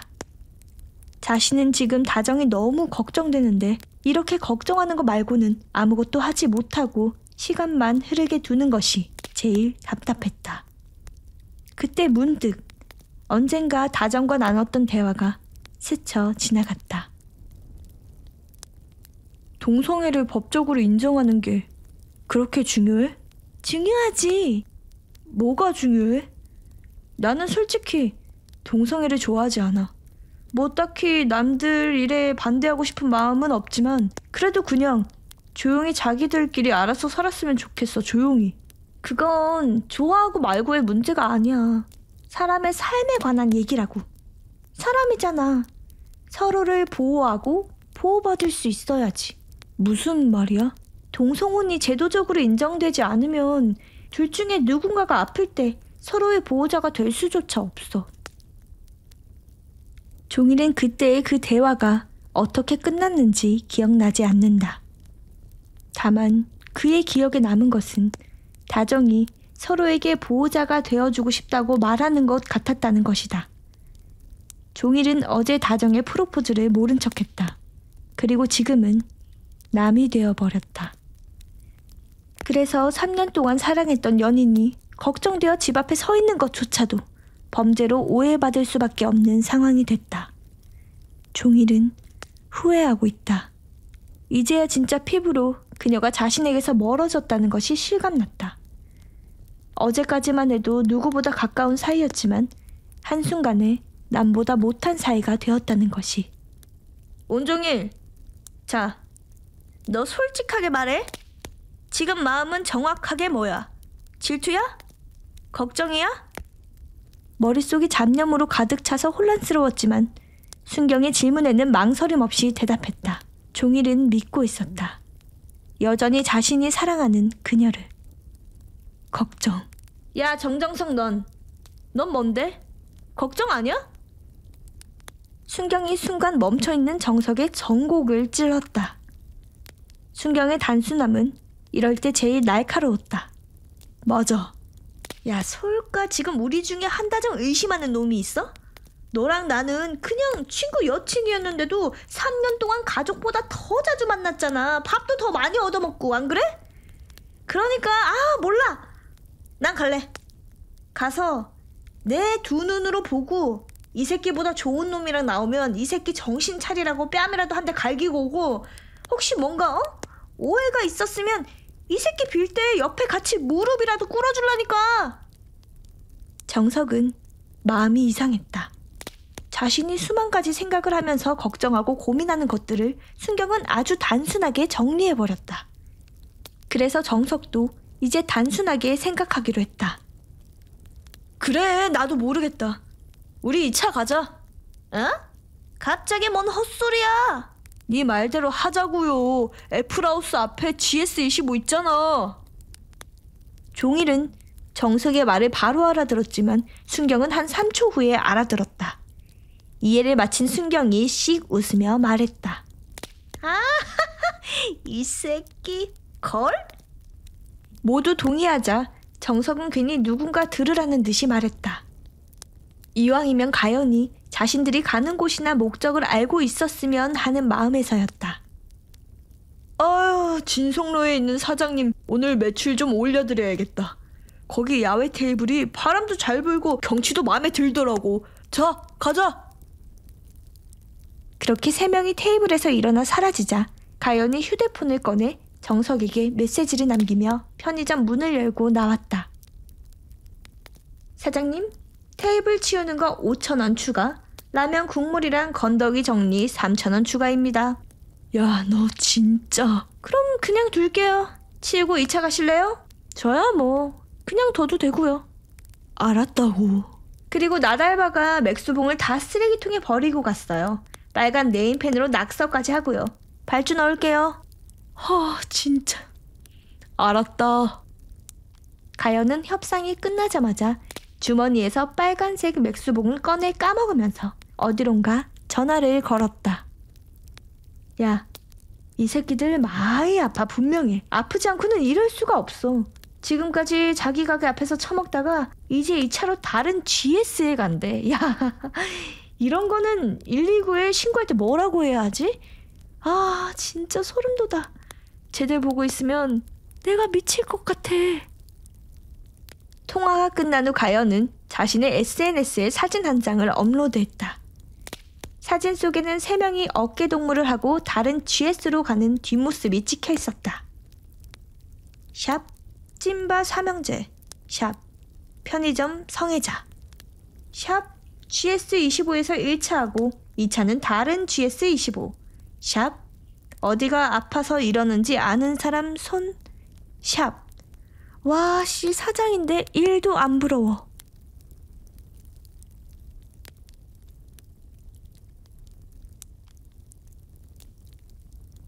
휴가.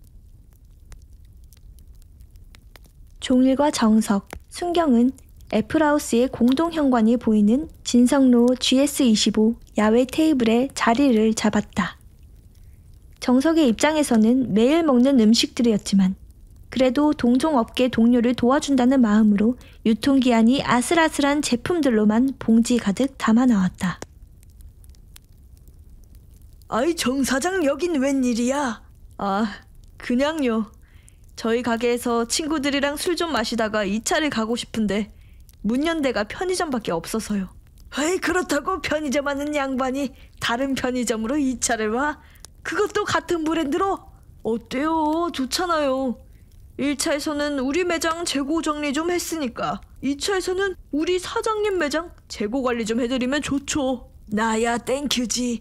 뭐 나도 유통기한 지난 것들로 좀 가져다 줄 테니까 실컷 먹어. 정석은 사람 좋은 표정으로 웃으며 말했지만 자신이 사온 음식에는 손도 대지 않았다. 심지어 매장 사장님이 서비스로 건네신 김밥은 보기도 싫어서 검은 봉지에 다시 넣어뒀다. 그런데 그 봉지를 보자 문득 다정이가 가져다 주던 따뜻한 김밥이 생각났다. 김밥은 또 다정이가 기가 막히게 쌌는데. 그러니까 나는 걔가 차라리 김밥집을 하는 게 좋겠다고 생각했어. 다정이 어머니가 이미 하고 계셔. 다정한 김밥집이라고. 순경은 자신이 농담으로 한 말이 진짜라고 하자 깜짝 놀라며 좋아했다. 진짜? 역시. 내가 왠지 다정이가 준 김밥을 먹을 때마다 밥알수가 한 150개쯤 되는 것 같았다니까. 역시 배운 사람은 달라. 한다정 인정? 원래 동네 스포츠도 선출은 대우해주거든. 배우기는 개뿔. 다정이가 세상에서 제일 싫어하는 음식이 김밥이야. 엄마가 김밥집 하는 거 싫다고.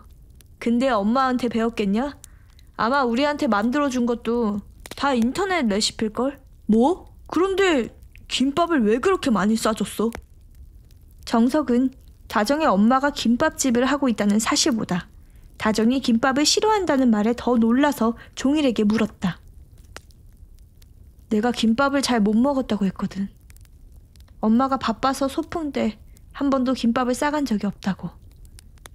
그래서 맨날 너희 거 뺏어 먹었고 나중에는 너희 어머니들이 내 것까지 싸주셨다고 하니까 그때 그 김밥도 다 갚는다고 항상 너희까지 먹인 거야. 순경은 종일의 말에 순간 할 말을 잃었다. 자신이 전혀 생각하지 못했던 부분이었기 때문이다. 새삼 다정이 종일을 생각하는 마음이 얼마나 깊고 따뜻한지 느낄 수 있었다. 그리고 정석은 문득 그들의 중학교 시절이 떠올랐다. 생각해보니까 우린 또 김밥이냐? 그들이 아직 서로 친하지 않았던 중학교 3학년 봄소풍 날이었다. 2년 동안 같은 반이었지만 자리도 다르고 어울리는 무리도 달라서 전혀 친해질 기회가 없었던 셋은 그날도 서로에게 관심이 없었다. 종일로서는 딱히 아무런 기대가 없었던 소풍이었지만 남들이 다 싸운 김밥도 없다는 사실이 그의 심기를 더 불편하게 하고 있었다. 저마다 3, 4, 5 모여서 김밥을 먹는 공간에 함께 있는 것이 불편했던 종일은 아이들의 시선을 피해 사람이 없는 산속으로 들어가 혼자 멍 때리고 있었다. 그런데 잠시 후 아이들의 김밥을 뺏어 먹으며 돌아다니던 일진 무리가 담배를 물고 선생님의 감시를 피해 종일이 있던 곳으로 왔다. 야, 넌 파는 거라도 사오지. 이런 데서 짱 박혀서 지질이 궁상이냐? 그들의 입장에서는 별 감정도 없이 툭 던진 말이었지만 그 말이 종일의 스위치를 건드렸다. 종일은 갑자기 일진들에게 달려들어 주먹질을 하기 시작했다. 예상치 못했던 종일의 행동에 일진들은 당황했지만 이내 정신을 차리고 일제히 달려들어 종일을 구타하기 시작했다. 그때 어디선가 호루라기 소리가 들렸다.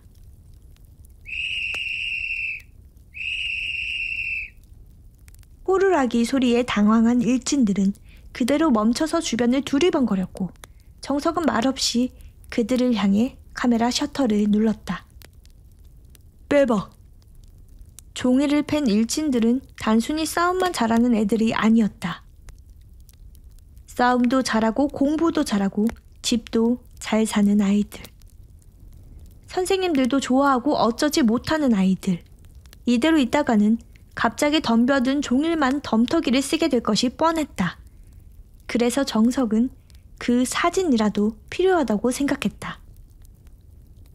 산속에서 혼자 쭈그려 몰매를 맞아 피를 흘리고 있는 종일과 그들의 주위에 서 있던 5명의 일진. 그들보다 싸움도 못하고 집도 못 살지만 공부만큼은 더 잘하던 정석이 그 사진을 증거로 제출하며 말한다면 선생님들도 어쩌지 못할 것으로 생각했다. 쟤들이 먼저 애들 김밥 뺏어 먹고 다녔어요. 그리고 종일이한테 김밥도 못 사오는 그지 새끼라고 놀렸고요. 순경의 호루라기 소리에 달려온 선생님께 정석은 약간의 거짓말을 섞어서 설명했다. 야, 우리가 언제? 나도 들었는데? 완전 그지 새끼라고 냄새 난다고 그랬잖아.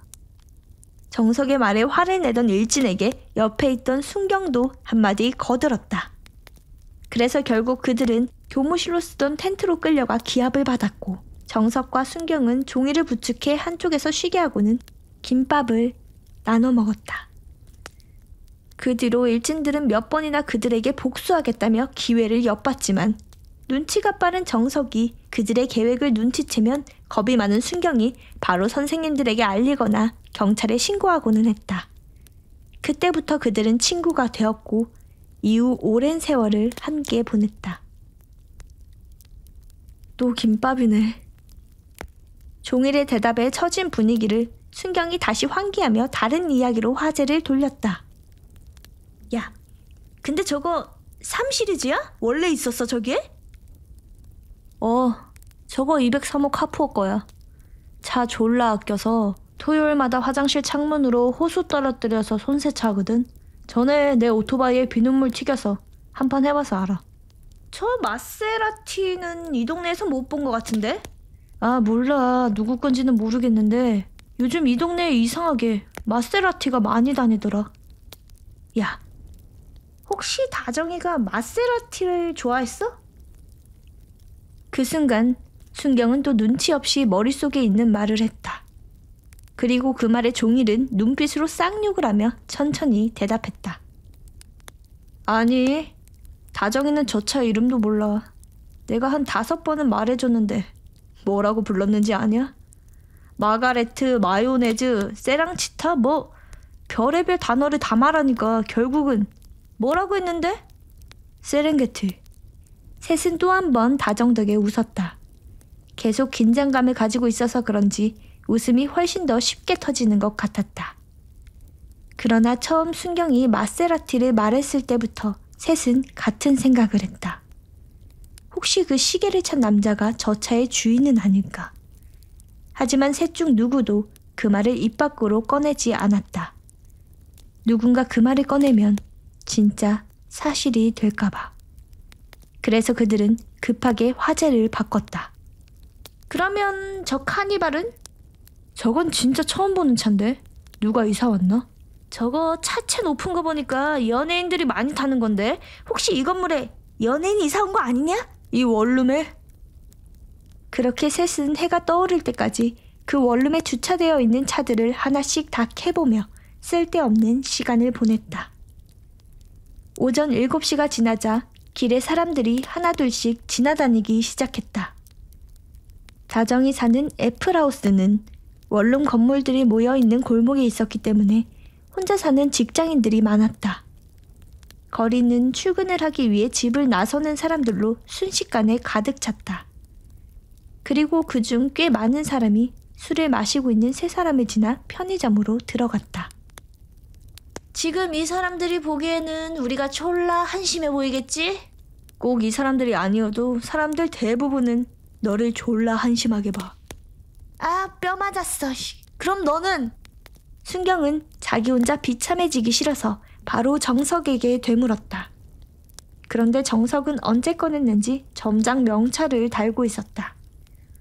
나는 졸라 열심히 일한 사장으로 보겠지. 아, 재수없어. 그럼 너는? 순경은 그럴 분위기가 아니라는 것을 알았지만 본능을 참지 못하고 집중해서 다정을 찾고 있는 종일에게 물었다. 그런데 종일도 언제 올려놨는지 배달앱 스티커가 붙은 헬멧을 테이블 위에 올려두고 그 위에 팔을 얹고 있었다. 난 라이더. 아하, 나만 직업 없어. 왜 나만 없어? 야, 그래, 두고 보자. 나도 다음 달에는 국민을 위해 봉사하는 공무원이 되겠어. 그래, 제발 국민을 위해 봉사하자. 고시원을 위해 봉사할 생각하지 말고. 야, 너 우리 총무님의 진심을 무시하지 말라고. 예, 알겠습니다. 고시원 총무 내정자님. 정석과 순경이 또 습관적으로 티격태격하는 동안 종일은 엄청난 집중력으로 애플하우스를 지켜보았다. 생각보다 많은 사람이 오가다 보니 완전히 집중하지 않는다면 다정의 모습을 놓칠 것만 같았기 때문이다. 그런 종일의 불안감과 집중력은 출근 인파가 늘어날수록 더 높아지고 있었다. 아직 안 나왔지?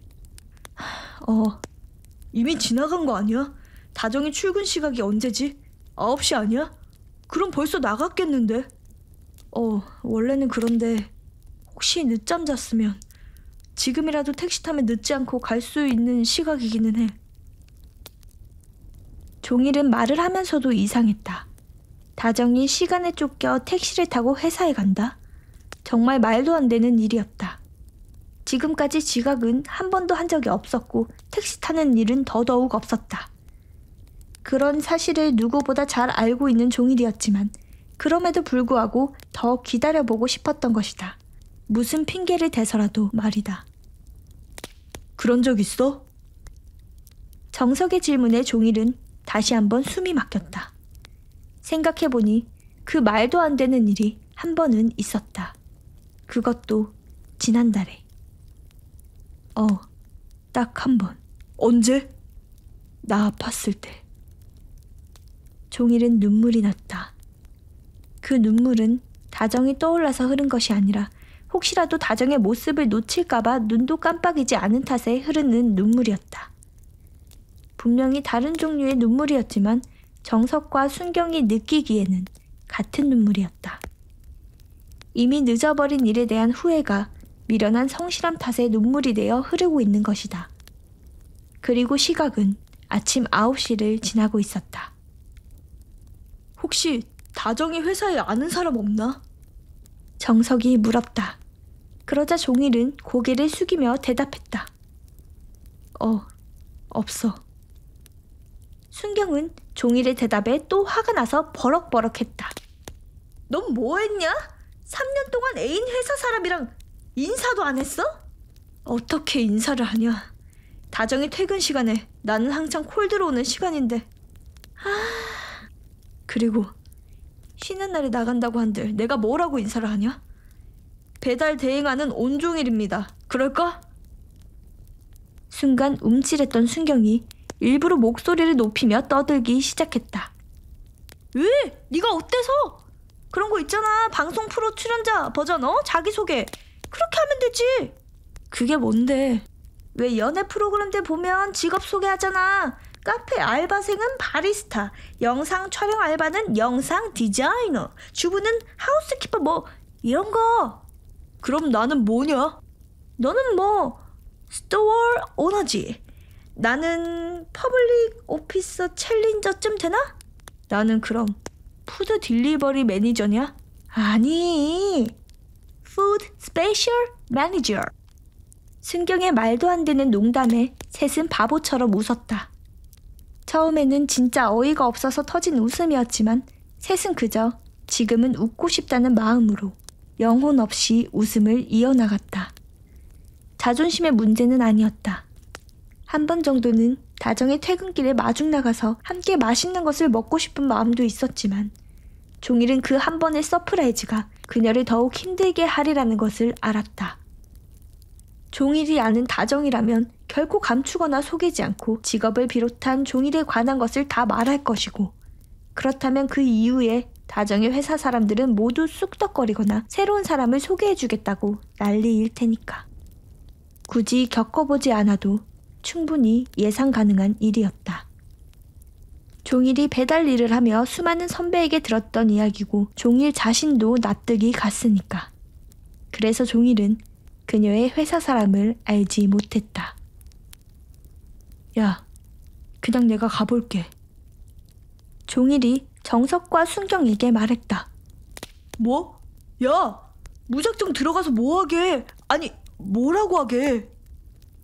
정석은 종일을 말렸다. 지금 이대로 다정의 집에 가는 것이 좋은 방법은 아닌 것 같았다. 그럼 어떡해? 그냥 이대로 있어? 출근을 했는지 안 했는지도 모르는 채? 종일이 점점 불안해하자 순경이 종일에게 말했다. 그럼 회사에 전화라도 해보자. 그러자 정석이 순경의 말에 반박했다. 전화해서 뭐라고 하게? 어차피 이렇게 된 거 출근했는지만 물어보면 되지. 대뜸 묻는다고 대답을 해주겠냐? 그럼 이건 어때? 뭐? 카드사! 카드 만들 때 회사에 확인 전화 하잖아. 너 그거 어떻게 알아? 내가 왜 몰라? 순간 정석의 다그침에 순경이 움찔하며 대답했다. 너 혹시 카드 만들었어? 아니야, 안 만들었어. 솔직히 말해라. 정석이 다 알고 있다는 눈빛으로 뚫어지게 순경을 바라보자 오히려 순경이 화를 내며 말했다. 쓸데없이 예리한 새끼. 카드 하나 만드는데 뭐가 되게 복잡하더라고. 회사도 대충 쓰면 안 된다고 하고. 너 직장 뭐라고 썼는데? GS25 부정장. 뭐? 어차피 못 만들었다고. 야, 만들 수도 없겠지만 카드 만들지 말라고. 시도도 하지 마, 제발. 왜 카드를 만들려고 한 건지는 이따가 말하자. 잔소리는 됐고 방법은 좋지 않냐? 나쁘지는 않은데 우리 중에 누가 전화를 해야. 종일은 또 이렇게 흘러가는 시간이 아까웠다. 이대로 뭔가 소중한 것이 손가락 사이로 빠져나가는 느낌이 들었다. 친구들과 밤을 새운 시간, 이곳에 와서 다정을 기다리던 시간. 그 모든 것이 의미 없는 일처럼 느껴졌다. 더 고민하기 싫었다. 할 수 있는 것이 있다면 뭐라도 해야 한다는 생각이 들었다. 그래서 종일은 그냥 스마트폰을 꺼내 전화를 걸었다. 혹시 한다정 씨와 통화할 수 있을까요? 야! 정석은 예상치 못한 종일의 행동에 깜짝 놀라 소리쳤다. 종일은 혹시 그 소리가 들어갈까봐 스마트폰의 마이크를 손으로 가리며 등을 돌렸다. 순경은 정석과는 다르게 재빨리 종일의 옆에 가서 귀를 기울였다. 어디시죠? 가족입니다. 네, 잠시만요. 종일은 자신이 무심코 뱉은 가족이라는 말에 또 스스로 상처받았다. 내가 과연 그런 말을 해도 되는 사람일까? 가족이 되자고 고백한 여자에게 싫다고 말한 본인이 그 여자가 걱정된다는 핑계로 이렇게 태연하게 거짓말을 해도 되는 것일까? 그런 생각들이 다정의 목소리를 기다리는 내내 가시가 되어 가슴을 찌르고 있었다. 오늘 한다정 씨 휴가라고 하는데요. 모르셨나요? 예? 휴가라고요? 언제까지요? 저 혹시 정확히 어떤 관계시죠? 저희가 직원들의 개인정보를 알려드리면 안 돼서요. 종일은 순간 놀라서 전화를 끊어버렸다. 다정과의 관계를 파고 들어오는 그 질문에 덜컥 겁이 났기 때문이다.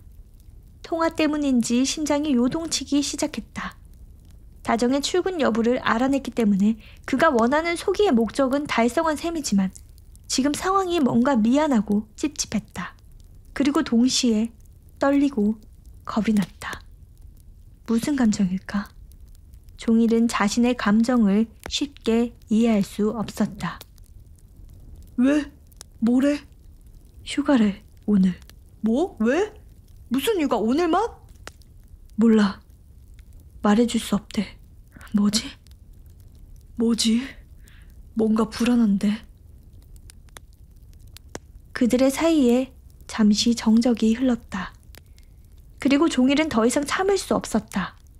이제 다정의 원룸으로 들어가 볼 수밖에 없다고 생각했다. 종일은 벌떡 일어났다. 그리고 무작정 애플하우스로 뛰었다. 정석과 순경은 그냥 종일을 따라 뛸 수밖에 없었다. 이미 공동 현관의 비밀번호를 알고 있던 종일은 망설임 없이 건물 안으로 들어섰고 거침없이 계단을 올라 4층으로 향했다. 401호 앞에 선 종일은 잠시 멈춰서 숨을 골랐다. 그 순간 종일의 멈춤은 망설임이 아니라 각오를 다지기 위함이었다. 이 문을 열었을 때 어떤 광경이 펼쳐지더라도 당황하지 않겠다는 각오. 또 다정이 이곳에 있는지가 제일 중요하다는 사실을 스스로에게 확인했다. 종일은 길게 심호흡한 후 도어록 비밀번호를 입력했다. 그런데 문이 열리지 않았다. 뭐야? 비밀번호도 바꾼 거야? 종일은 화가 나서 자신이 알고 있는 모든 경우의 숫자 조합을 짜내기 시작했다. 자신과의 기념일, 다정의 생일, 자신의 생일, 자신의 전화번호 뒷자리까지. 하지만 아무것도 맞지 않았다. 비밀번호를 5번 틀린 탓에 도어록은 자동으로 잠금이 걸려버리고 말았다. 5분 기다려야 해. 그런데 그때 미세하지만 문 안쪽에서 인기척이 났다. 정확히 무슨 소린지 알 수 없었지만 분명히 문 안쪽에 누군가가 있었다. 종일은 그 소리를 듣자마자 정석과 순경이 말릴 틈도 없이 문을 두드리기 시작했다. 다정아, 안에 있지? 너 맞지? 무슨 일 있는 거야? 왜 비밀번호를 바꿨어? 다정아, 잠깐만 문 좀 열어줘. 나 잠깐만 얼굴만 보고 갈게. 아니다, 목소리만 들려줘도 돼. 너 아무 일 없는 것만 확인하고 갈 테니까 제발 뭐라고 대답만 좀 해봐. 다정아, 나야 온종일. 문 좀 열어보라고. 종일은 미친 듯이 문을 두드리며 소리를 질렀다. 그의 간절함을 너무도 잘 알기에 정석과 순경도 그를 말릴 수 없었다. 하지만 정석은 걱정이 가득했다. 지금 상황은 누가 봐도 스토킹으로 보일 수 있었기 때문이다. 아니나 다를까. 순간 402호의 문이 살짝 열리고 누군가의 머리가 나왔다가 소리 지르는 종이를 보고 들어갔다. 종일아, 그만해. 가자. 야, 왜? 너도 들었잖아. 다정이 안에 있어. 다정아, 나야. 나 온종일. 야, 가야 된다고. 너 이런다고 해서 저 문 안 열려. 너만 괜히 경찰서에 끌려간다고. 벌써 신고가 들어갔을 거야. 닥치고 좀 따라와. 정석의 말에 그제야 정신이 든 순경은 바로 종이를 끌고 건물을 빠져나왔다. 그리고 그들이 건너편 편의점 옆 골목으로 들어서자 먼 골목에서 경찰차가 사이렌을 울리며 나타났다. 경찰차가 애플하우스 입구에 서자 402호 창문이 열리더니 한 여자가 소리를 지르며 경찰에게 그들의 위치를 알렸다. 저기요, 그 난동 부리던 놈들 저기로 도망가요. 경찰은 그 여자의 말을 듣자마자 세 사람이 있는 방향을 쳐다봤고 셋은 누가 먼저랄 것도 없이 무작정 뛰기 시작했다. 멀리서 들려오는 사이렌 소리와 서로의 숨소리, 미친 듯이 골목을 울리는 발소리가 세 사람의 귓가를 가득 채웠다. 그들은 뒤에서 누가 쫓아오는지 확인도 못하고 골목길을 따라 무작정 뛰고 또 뛰었다. 코너를 수십 번 돌고 좁은 골목 사이를 지나고 구석에 있는 주차장 기둥에 몸을 숨기고 나서야 세 사람은 자신들을 뒤쫓는 사람이 없다는 것을 알게 되었다. 그렇게 힘이 빠진 그들은 자리에 주저앉아 숨을 몰아쉬었다. 심장이 미친 듯이 뛰었다. 세 사람은 아무것도 할 수 없었다. 복잡한 골목을 쉬지 않고 달려오느라 지친 육체와 어디로 가야 하는지 알 수 없다는 정신적 막막함이 더해진 것이다. 아무리 숨을 몰아쉬어도 호흡이 쉬이 돌아오지 않았다. 그런데 그때 종일에게 모르는 번호로 전화가 왔다. 혹시 한다정 씨 남자친구분 전화가 맞나요? 네, 맞습니다. 누구시죠? 아주 젊고 여린 여자의 목소리는 가늘게 떨리고 있었다. 그리고 전화를 받고 있는 종일도 그 모습을 보고 있는 정석과 순경도 떨리기는 마찬가지였다.